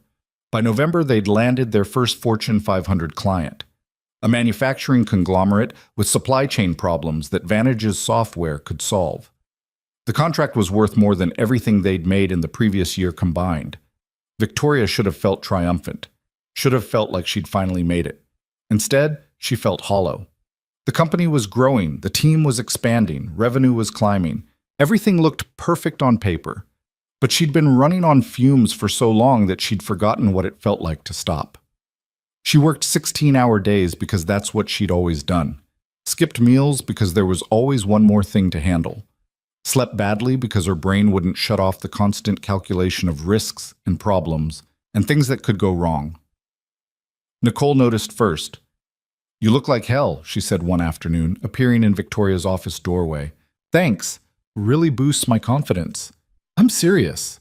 When's the last time you took a day off?" Victoria tried to remember. "I don't know." "Why?" "Because you're burning out. We all see it. You won the lawsuit, got the funding, landed the big client, everything you fought for, but you're still acting like you're about to lose it all." "I'm just busy." "You're terrified," Nicole interrupted. "And I get it, I do. After everything you've been through, of course you're waiting for the other shoe to drop. But Victoria, there is no other shoe. We're stable. We're growing. You can breathe." Victoria looked at her. "What if I don't remember how?" Nicole's expression softened. "Then maybe it's time to figure it out." That conversation stuck with Victoria in ways she couldn't quite shake. She found herself thinking about it at odd moments, during client meetings, in the middle of the night, while reviewing spreadsheets that all told the same story. Vantage was going to be fine. Better than fine, actually. The company was on track to hit $8 million in revenue by year's end. They'd gone from 12 employees to 18, had a wait list of potential clients. The lawsuit was over. The funding was secured. Everything she'd worked for was finally, actually working. So why did she still feel like she was drowning? In early November, Victoria was going through old files when she found the notebook from her motel room days. She'd kept it, though she wasn't sure why. A reminder of rock bottom, maybe. Or evidence that she'd climbed out. She flipped through pages of desperate planning and half-formed ideas, reading words written by a version of herself who'd had nothing and everything to prove. Found the page where she'd written Marcus's words. "When you're the boss." It had been 5.5 years since that morning at Eddie's Diner. 5.5 years of clawing her way back, building Vantage, fighting the lawsuit, proving to herself and everyone else that the first failure hadn't defined her. She'd done it. Become the boss. Built something that mattered. And she'd never gone back to thank the man who'd given her breakfast and certainty when she'd had neither. That felt suddenly, urgently wrong. Victoria looked at her calendar. Vantage was stable. The team could handle things for a few days. She had competent people who didn't need her hovering over every decision. She texted Nicole, "Taking a few days off. You're in charge." Nicole's response came back immediately. "About damn time. Don't check email." The next morning, Victoria got in her car, a newer model now, something reliable instead of the rust bucket she'd driven during the dark years, and headed east toward Pennsylvania. She'd looked up Eddie's Diner before leaving. It was still there, still operating, same address as 5 years ago. She'd even found a recent review online complaining about the coffee and the surly owner, which suggested some things never changed. The drive took 4 hours through November gray, past towns that looked like they'd been holding their breath since the factories closed. Pennsylvania in late autumn was all bare trees and overcast skies, beautiful in a melancholy way that matched her mood. Eddie's Diner looked exactly the same. Same faded sign, same cracked parking lot, same sense that time had stopped here sometime in 1987 and never bothered starting again. Victoria sat in her car for a full 5 minutes, staring at the building. What was she doing here? What did she expect? That Marcus would still be working there? That he'd even remember her? 5.5 years was a long time.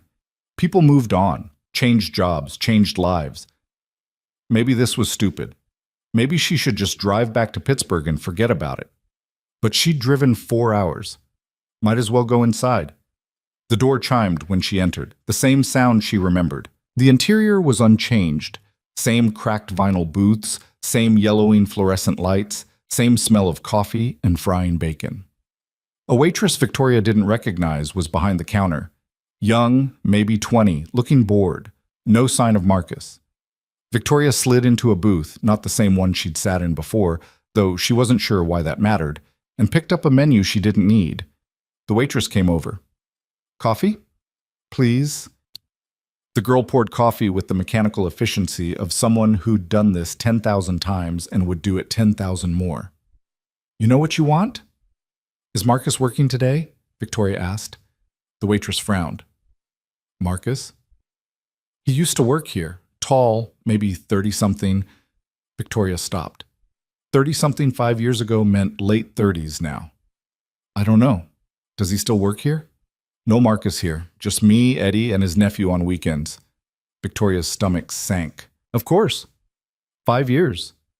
People changed jobs, moved, got better opportunities.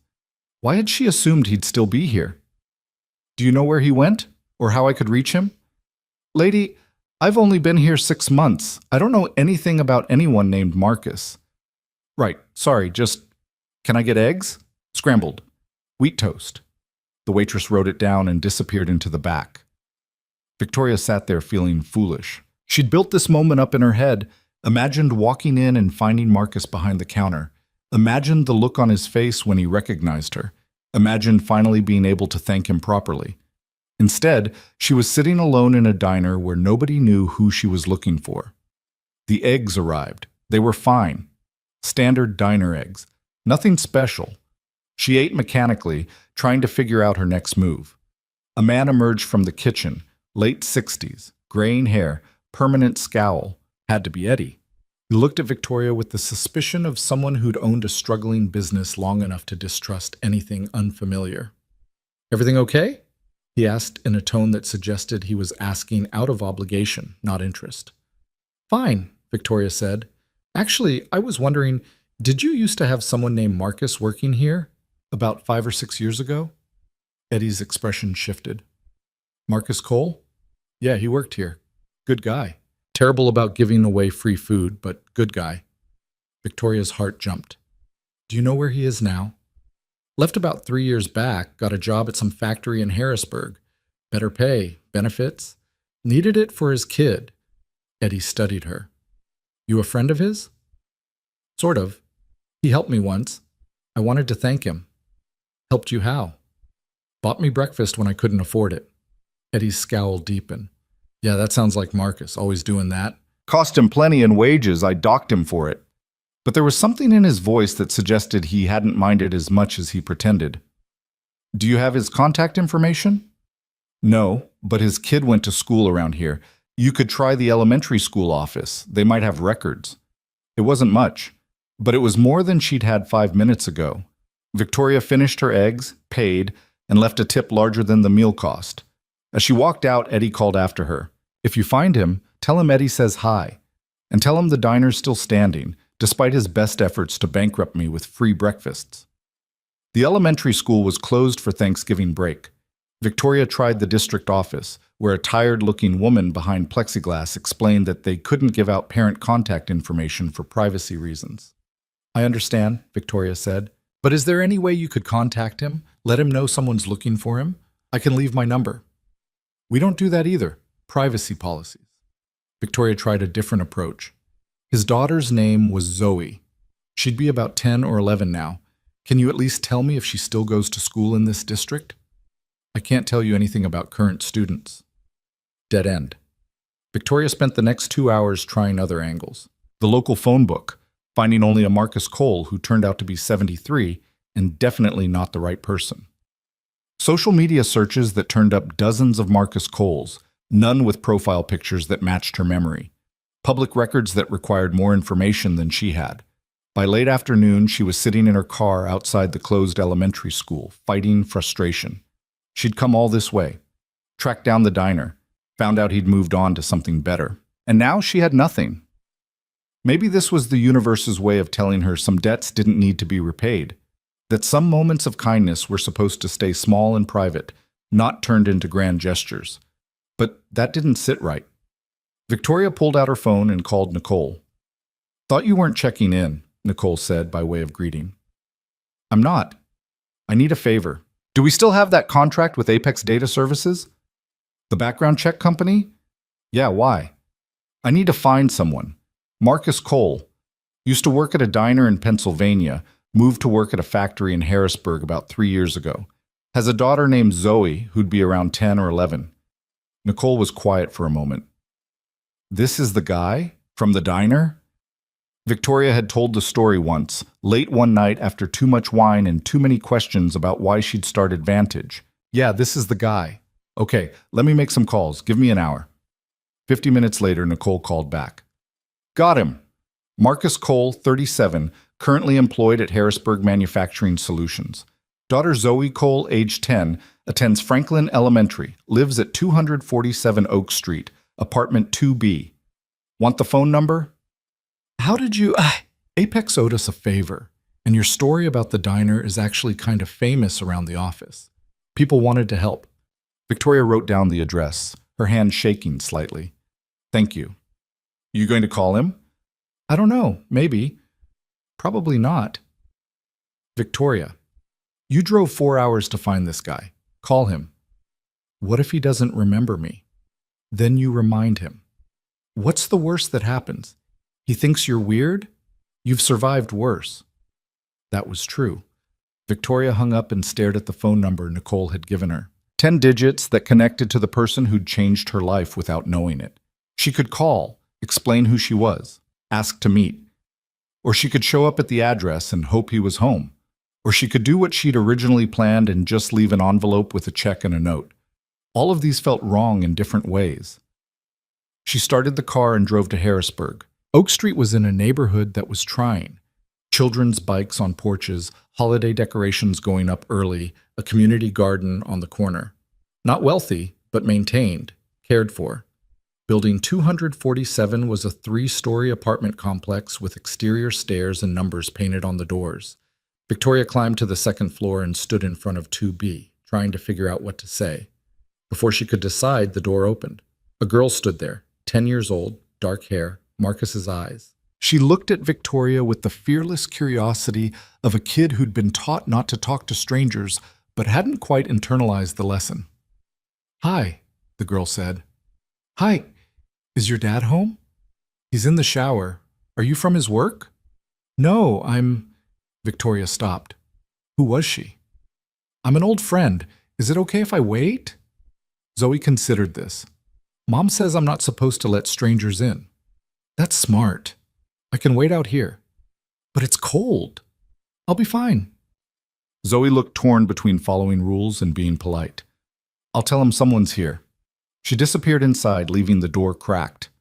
Victoria waited, her heart hammering in a way that seemed disproportionate to the situation. 5 minutes later, the door opened fully. Marcus stood there in jeans and a t-shirt, his hair still damp, looking exactly the same and completely different. Same height, same basic features. But he'd filled out a bit, looked healthier, less worn down. The shadows under his eyes were lighter.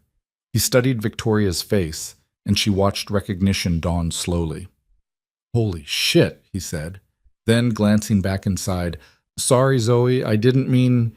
He looked at Victoria again. It's you, from the diner. Victoria, yeah, hi. Marcus stepped out onto the landing, pulling the door mostly closed behind him. What are you doing here? Is everything okay? Everything's fine. Now that she was here, the words felt stuck. You said to pay you back when I was the boss. I'm the boss. So I came to pay you back. He stared at her. That was like 5 years ago. 5.5. You drove all the way here to pay me back for breakfast? Not just breakfast, She stopped, tried again. That morning, I was at the lowest point of my life. I'd lost everything. I was cleaning offices for cash and living in a motel and trying to figure out if I should just give up. And you gave me eggs and told me I'd be the boss someday. Like it was inevitable. Like you could see something in me I couldn't see in myself. Marcus looked uncomfortable. I was just being nice. No, you were being certain. There's a difference.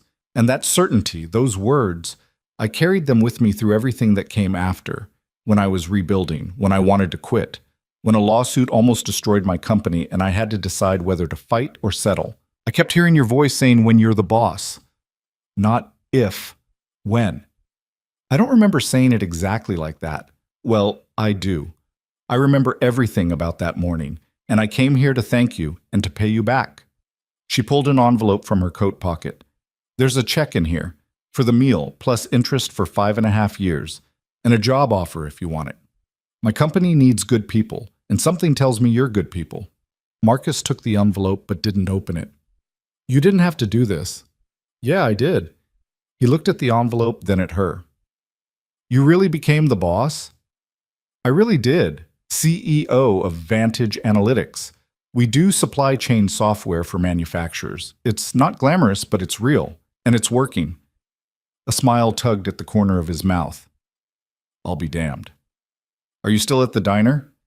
No, I'm at a factory in Harrisburg. Better hours, better pay. Zoe's in a good school. Things are stable. That's good. That's really good. They stood there awkwardly, the conversation running out of obvious places to go. Do you want to come in? Marcus asked. Meet Zoe properly? She'd get a kick out of this story. She's always telling me I should help people more. I don't want to intrude. You drove 4 hours. Come in. At least let me make you coffee that doesn't taste like Eddie's. The apartment was small but homey. Zoe had claimed most of the living room wall with her artwork. A laptop sat on the kitchen table surrounded by homework. Everything was clean but lived in, the home of someone who was making it work but not trying to impress anyone. Zoe sat at the table, trying very hard to look like she wasn't listening. Zoe, this is Victoria, Marcus said. She's the woman I told you about, the one from the diner. Zoe's eyes went wide. The one you gave free eggs to? That's the one. And you got in trouble with Eddie? Little bit. Victoria laughed. He got in trouble? Eddie docked his pay, Zoe said solemnly. $20. Dad said it was worth it. Marcus looked embarrassed. I didn't know you remembered that. I remember everything.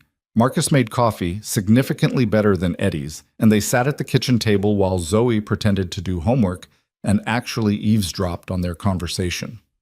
So what happened? Marcus asked. After the diner, I mean. I'm guessing it wasn't all smooth sailing if there was a lawsuit. Victoria gave him the abbreviated version. Meridian's collapse, the years cleaning offices, starting Vantage, the lawsuit that almost destroyed everything, winning in court and getting funding to scale. Marcus listened without interrupting, his expression thoughtful. That's a hell of a journey, he said when she finished. It was necessary. The first time around, I didn't know what I was doing. I thought I did, but I was just lucky and confident. The second time, I actually learned the lessons. And you came back here to thank me for eggs? I came back to thank you for certainty, for seeing something in me when I couldn't see it myself. I didn't see anything special. You just looked like someone having a bad day who needed breakfast. Maybe, but you chose to believe I'd land on my feet, and somehow that made me believe it too. Zoe looked up from her homework. Dad does that with everyone. He always thinks people are better than they think they are. Marcus ruffled her hair. That's not true. It is. You told Mrs. Chen she'd make a great artist even though her paintings are weird. You told Jimmy from your work he'd be a good manager even though he got fired from his last job. You told me I'd be good at math even when I was failing it. And you are good at math now. Because you helped me study every night for like 6 months. Victoria watched them, seeing something that made her chest tight. The easy affection. The comfortable routine. The sense that they were a team. You've done well, she said quietly to Marcus. Raising her alone. Not alone. I've had help. But yeah, she's the best thing I ever did. He looked at Zoe. Even when she's eavesdropping instead of doing homework. I'm multitasking, Zoe said primly. They talked for another hour. Marcus told her about the factory job, about Zoe's school, about the slow, steady improvement of their situation. Victoria told him about Vantage's growth, about the team she'd built, about the careful way she was scaling to avoid the mistakes of the past. When Victoria finally stood to leave, Zoe hugged her without warning. Thanks for coming back, Zoe said. Dad talks about you sometimes. The woman from the diner who he helped. He always wondered if you were okay. Victoria looked at Marcus over Zoe's head. He shrugged, looking embarrassed again. I wondered, he admitted. You seemed pretty lost that morning. I hoped you'd figure it out. I did, because of you. Because of eggs? Because of certainty. At the door, Marcus opened the envelope for the first time. His eyes went wide when he saw the check. Victoria, I can't accept this. It's too much. It's breakfast plus compound interest at 5% annually. I did the math. This is $10,000. Those were really good eggs. Be serious. Victoria met his eyes. I am serious. You gave me something when I had nothing. Now I have something, and I'm paying it back, plus interest. That's how debts work. I don't want your money. Then donate it, or use it for Zoe's college fund, or burn it. I don't care, but I'm not taking it back. She paused at the top of the stairs. And the job offer stands. If you ever want something different than factory work, call me. I meant it. Marcus stood in his doorway, still holding the envelope, looking like he didn't know whether to argue or accept. Thank you, he said finally, for coming back, for remembering, for all of it. Thank you for the eggs, Victoria said, and the certainty. It changed my life. She drove back to Pittsburgh as the sun set, feeling lighter than she had in months. The debt was paid. The circle was closed. She could finally move forward without that weight on her shoulders. Except when she got back to her apartment that night, she realized it wasn't about the debt at all. It was about remembering who she'd been in that motel room, who she'd been cleaning offices, who she'd been during those dark months when giving up would have been easier than continuing, and remembering that at her lowest point, one person had looked at her and chosen to believe. That was the real gift Marcus had given her. Not breakfast, not certainty exactly, but the kind of human decency that said, you matter, your struggle matters, you're worth helping even when there's nothing in it for me. She'd spent 5 years building a company, but sitting in her apartment that night, Victoria realized she'd also spent 5 years becoming someone who could look at others the way Marcus had looked at her, with certainty that they were worth more than their current circumstances suggested. That felt like the real victory. Not the revenue or the employees or the investors or the contracts, but becoming someone who could see people clearly and choose to believe in them anyway. Someone who understood that the smallest acts could carry the weight of entire futures. Someone who knew that kindness wasn't weakness. It was the foundation everything else was built on. Victoria didn't expect to hear from Marcus again. She'd paid her debt, closed that chapter, and figured they'd both move on with their lives the way people usually did after these kinds of encounters. So when her phone rang 3 weeks later with a Pennsylvania number she didn't recognize, she almost didn't answer. Victoria Hale, she said, wedging the phone between her shoulder and ear while she reviewed a contract. Hey, it's Marcus from, well, you know. She sat up straighter, setting the contract aside. Marcus, hi. Is everything okay? Yeah, everything's fine. I've been thinking about what you said about the job offer. Is that still on the table? Victoria hadn't expected this. Of course, absolutely. What changed your mind? Couple things. First, Zoe won't stop talking about you, keeps asking when the lady who Dad helped is coming back. Second, I looked up your company, read some articles. Seems like you're doing something that actually matters. We're trying. And third, I'm 37 years old and I've been working jobs that pay the bills but don't go anywhere. Factory work is fine. It's stable.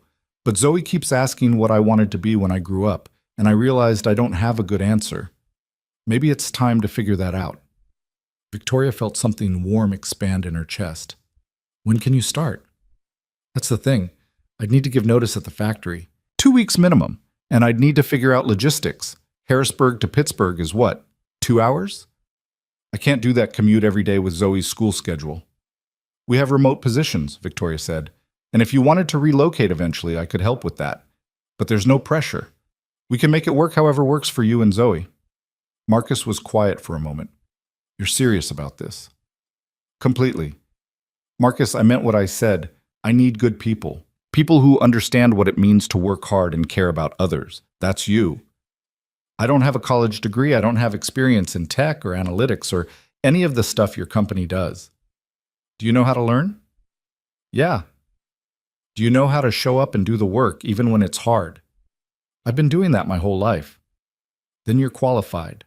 Everything else we can teach you. She heard him exhale. Okay. Yeah, let's do this. Let me give notice tomorrow, and I'll start in 3 weeks. Perfect. I'll have HR send you the paperwork. And Marcus, welcome to Vantage. When she hung up, Nicole was standing in her doorway with raised eyebrows. That was him? Diner guy? His name is Marcus. And yes, you hired him. I offered him a job months ago. He's just now taking me up on it. Nicole grinned. This is either really smart or really sentimental. Can it be both? I guess we'll find out. Marcus started in early December, working remotely from Harrisburg. Victoria had assigned him to operations, working under Nicole, handling logistics and client coordination. Nothing glamorous, but necessary work that required attention to detail and the ability to juggle multiple moving parts. He was good at it, better than good, actually. Within 2 weeks, Nicole was sending Victoria messages like, "Where did you find this guy?" And Marcus just solved a scheduling problem 3 of us have been fighting with for a month. He's meticulous, Nicole said during a management meeting.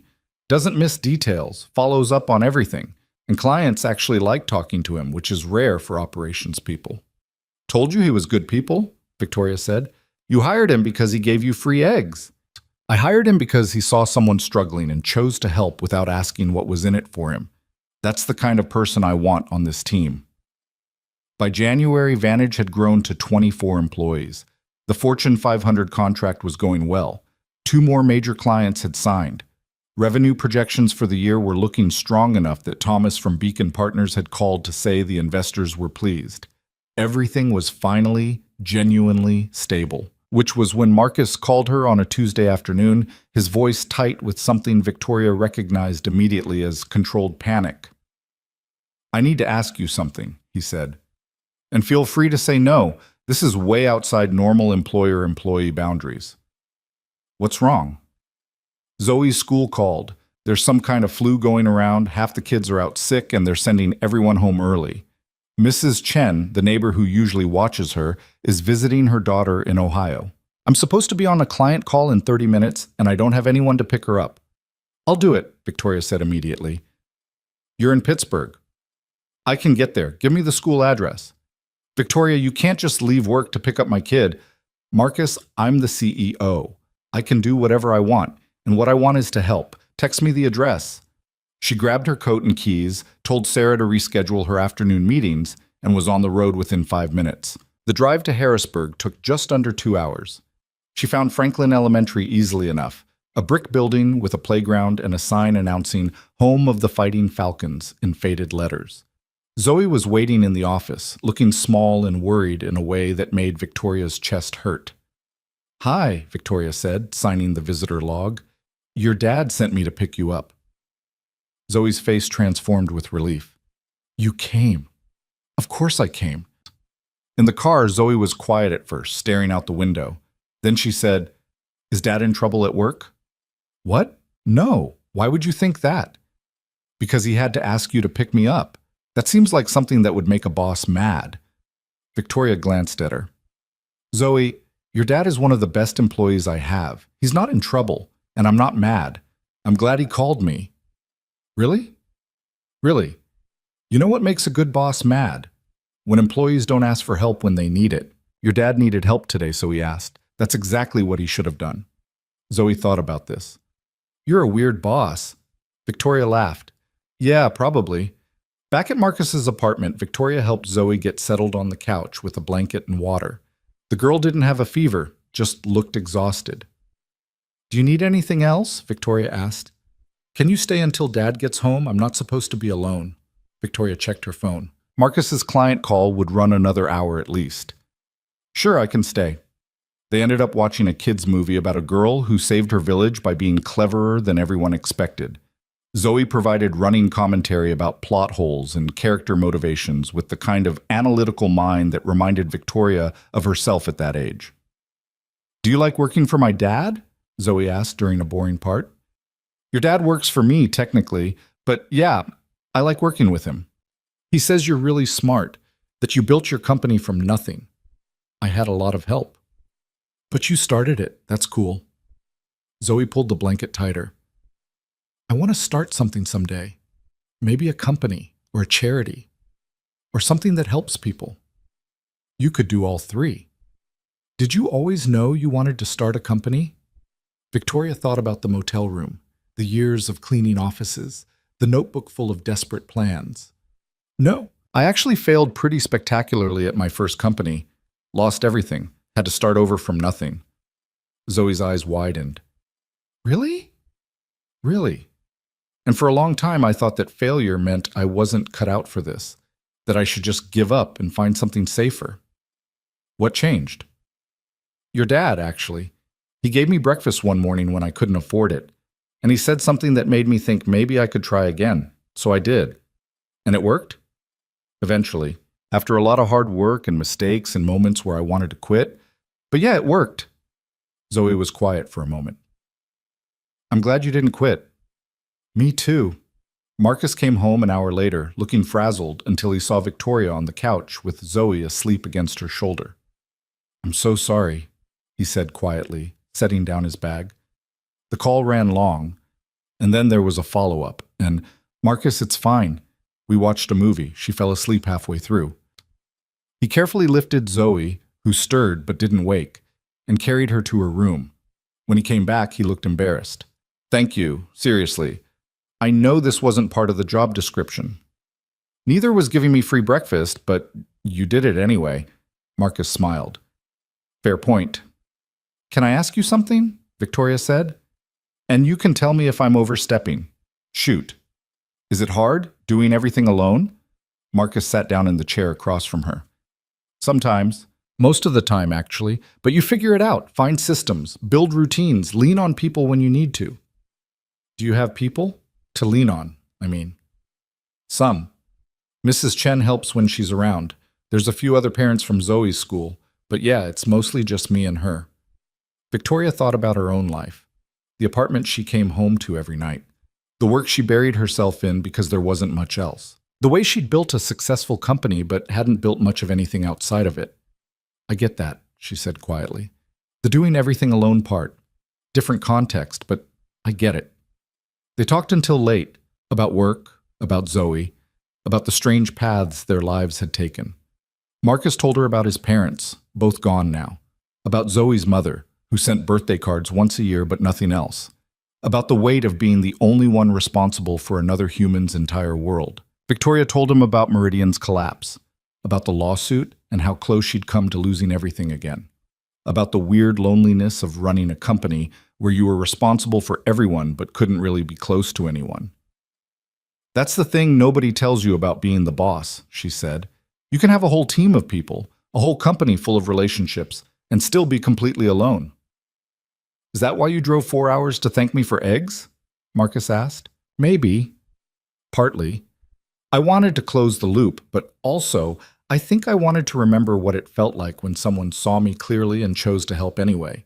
No ulterior motives, no calculations, just basic human decency. Marcus was quiet for a moment. Can I tell you something? Of course. I didn't do anything special that morning. You needed breakfast. I had eggs, so I gave you eggs. That's it. I wasn't trying to change your life or teach you a lesson or any of the meaning you've attached to it. I know. But you turned it into this whole thing, this motivation that carried you through years of rebuilding. That's not about me. That's about you deciding to believe in yourself. Victoria looked at him. Maybe. But sometimes we need someone else to believe first, to show us it's possible. And now you're doing that for other people. Trying to, anyway. The job offer, picking up Zoe. This isn't charity, is it? You actually think I can do this work? I know you can do this work. I've seen the results. Marcus shook his head slowly. 5 years ago, I was serving eggs at a diner for minimum wage, wondering how I was going to make rent. Now I'm working for a tech company, making 3 times what I made then, and the CEO picks up my kid from school. Life is weird. Life is weird, Victoria agreed. She left around 11, driving back to Pittsburgh through empty highways.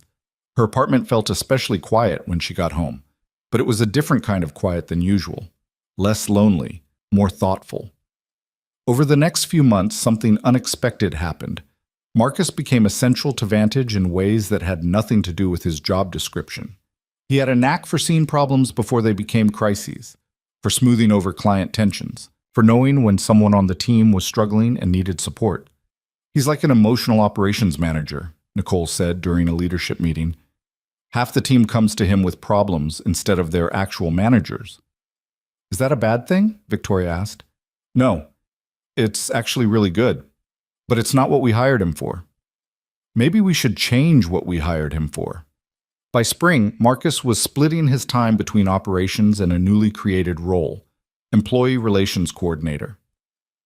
It meant more responsibility, better pay, and the need to actually come into the Pittsburgh office a few days a week. I've been thinking about relocating, Marcus told Victoria during one of his in-office days. Zoe's school year ends in June. Seems like a good time to move if we're going to. You don't have to. I know, but I want to. The commute is getting old and Zoe deserves to be somewhere with more opportunities. Plus, Pittsburgh's got better schools. Do you need help with the move? Finding a place? Actually, yeah, I don't know Pittsburgh at all.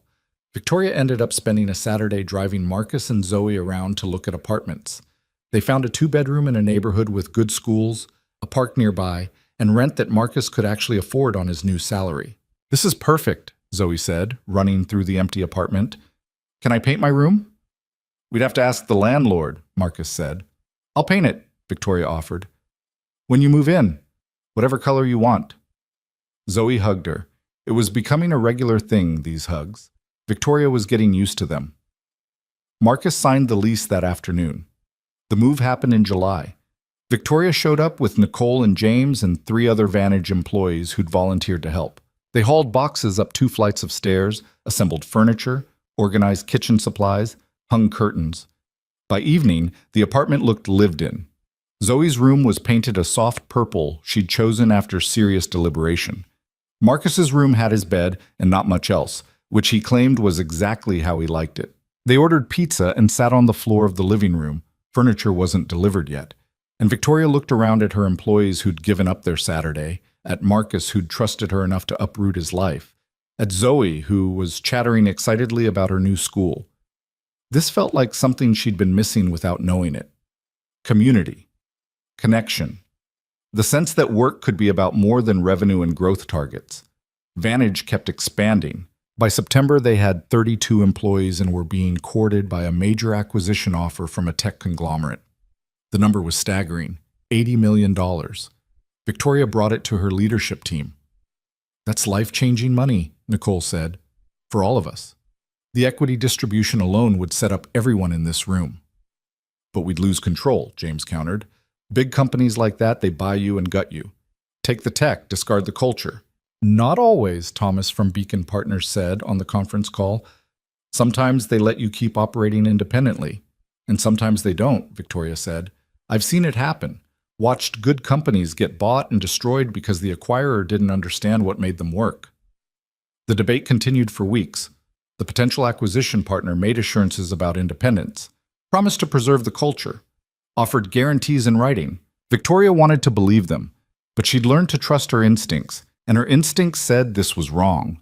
She called Marcus into her office one afternoon in October, 6 years almost to the day since he'd served her breakfast.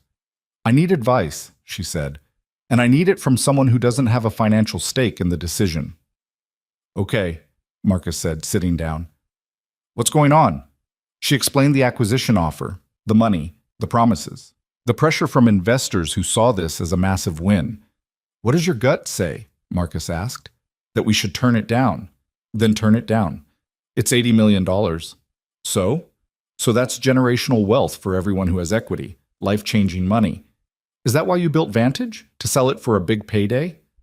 Victoria thought about the motel room notebook, the years of careful building, the team she'd assembled, the culture they'd created. No, she said. I built it to prove I could, to create something sustainable and good. Then there's your answer. The investors will be pissed.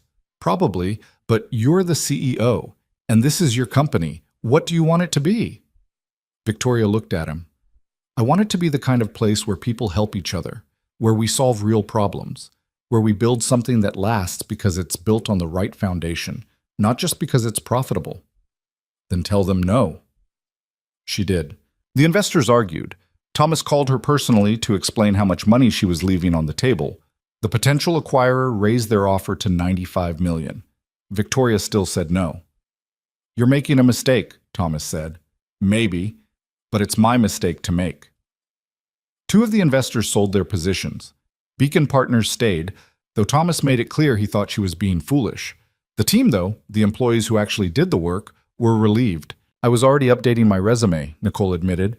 Figured we'd get bought, and I'd be out of a job within 6 months. This is better. Even without the payday? Even without the payday. I like working here. I like the people. Money's great, but it's not everything. By November, Victoria realized something had shifted in how she thought about success. It wasn't about valuation anymore, or investor returns, or proving critics wrong. It was about building something that mattered to the people inside it, creating jobs that paid fairly and treated people with dignity, solving problems that actually needed solving.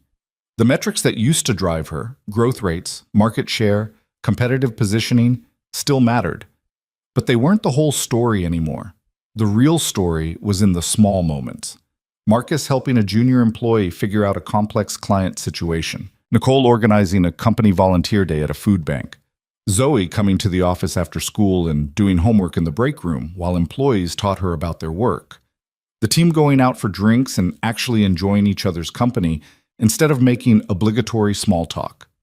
These moments didn't show up in quarterly reports, didn't impress investors, didn't make headlines, but they were what made Vantage worth building. On a cold morning in late November, almost exactly 6 years after Victoria had walked into Eddie's diner for the first time, she stood in front of her entire company for the annual year-end meeting. 32 people looked back at her. Some had been there since the beginning. Others had joined recently. All of them had chosen to be here, to be part of what they were building together. This was a big year, Victoria began. We grew revenue by 60%, added 12 new clients, expanded into 2 new markets. The numbers are good, really good. Everyone applauded politely. But the numbers aren't why I'm proud of this company, Victoria continued. I'm proud because of how we grew, because we didn't sacrifice our values to hit targets. Because when we had the chance to sell for a massive payday, we chose to stay independent and keep building something we believe in. Because every single person in this room shows up and does work that matters, and treats each other with respect, and helps when help is needed. She paused, looking around the room. 6 years ago, I had nothing. A failed company, a destroyed reputation, and $3 in my pocket. Someone helped me when I needed it most. Not because they had to, not because there was anything in it for them, just because it was the right thing to do. That moment changed my life, and I've spent the last 6 years trying to build a company that operates on that same principle, where we help each other, where we see people clearly and choose to believe in them, where success isn't just about profit, it's about building something we're all proud to be part of. Marcus caught her eye from the back of the room. He nodded slightly, understanding exactly what she was saying. So thank you, Victoria finished, all of you, for being the kind of people who make this company what it is, for choosing to be here, for building something that matters. The applause this time was genuine, loud, real. After the meeting, Marcus found her in her office. Good speech, he said. I meant every word. I know you did. He sat down. Can I tell you something? Always. When I gave you those eggs 6 years ago, I didn't think about it again for months, years even. It was just breakfast, just being decent to someone having a bad day. I never imagined it would lead to this. To me, working for you, to moving to a new city, to my daughter having opportunities I couldn't have given her otherwise. Marcus, no, let me finish. You keep thanking me for that breakfast, but I need to thank you for seeing something in me I didn't see in myself, for offering me this job, for picking up Zoe when I needed help, for showing me that it's possible to build something good in a world that usually rewards people for being ruthless. You changed my life too. Victoria felt her throat tighten. We helped each other. Yeah, we did. That's how it's supposed to work, right? People helping people? Should be. Doesn't always happen that way. No, Victoria agreed, but sometimes it does. And sometimes those small moments end up mattering more than anyone expected. They sat quietly for a moment, both thinking about the distance they'd traveled. The person Victoria had been in that motel room. The person Marcus had been, working minimum wage and worried about making rent. The people they'd become, together. I'm going to Eddie's next week, Victoria said suddenly, for the anniversary. 6 years since the breakfast. You want to come? Marcus smiled. Yeah, let's go. They made the drive on a Tuesday morning, taking Zoe with them because she'd insisted and it seemed right somehow. Eddie's diner looked exactly the same. Time had stopped here, or given up trying to move forward. The same waitress from Victoria's previous visit was behind the counter. She didn't recognize them, which was fine. They slid into a booth, the same one Victoria had sat in 6 years ago, though she didn't mention it, and ordered coffee. Eddie emerged from the kitchen, wiping his hands on his apron. He looked at Marcus, and recognition dawned. "Well, I'll be damned," Eddie said. "Marcus Cole, heard you got a fancy job in the city." "Not fancy, just better than here." "Everything's better than here," Eddie looked at Victoria. "And you're the woman who was looking for him. You find him?" "I did." "Good. He owed me for all those free breakfasts he gave away. You pay him back yet?" "I did." Then maybe now he can pay me back." Marcus laughed. "Eddie, you docked my wages for those breakfasts. I already paid you." "Emotional damages," Eddie said. "You gave me heartburn with your charity nonsense." But he was smiling, barely, but smiling. They ordered breakfast, eggs, toast, coffee. The same meal Victoria had eaten 6 years ago when her life was at its lowest point. It tasted the same. Perfectly ordinary diner food, nothing special. Except it was special because of what it represented. "You know what's weird?" Zoe said, cutting into her pancakes. 6 years ago I was 4. I don't remember that time, but that breakfast my dad gave you changed everything, and I wasn't even old enough to know it was happening. "That's how life works sometimes," Victoria said. "The moments that matter most, you don't recognize them when they're happening. You only see them looking backward. Do you wish you'd known, that morning, that it would lead to all this?" Victoria thought about that, about the woman she'd been, sitting in this same booth, trying to figure out if she had any fight left. "No," she said finally. "If I'd known, I might have put too much pressure on it, might have tried to force it into something it wasn't. The beauty was that it was just a moment, just someone being kind. Everything that came after, that was work, choice, determination. But it started with something small." Marcus raised his coffee cup. "To small moments." Victoria clinked her cup against his. "To small moments that become big lives." Zoe joined in, her cup of orange juice completing the circle. They finished breakfast and paid, Victoria insisted, leaving a tip large enough to make Eddie mutter about rich people from the city, and walked outside into cold November air. The diner sign flickered behind them. Traffic hummed on the highway. The world kept moving, indifferent to their story, filled with millions of other stories just like it, and completely unlike it. "What now?" Marcus asked. Victoria looked at him, then at Zoe, then back at the diner that had accidentally changed both their lives. "Now we go back to work, keep building, keep helping people, keep being the kind of people who see someone struggling and choose to make it a little easier. That's it? That's everything." They got in the car and drove back to Pittsburgh, back to the company they were building together, back to the lives they'd constructed from nothing and kindness and stubborn refusal to give up.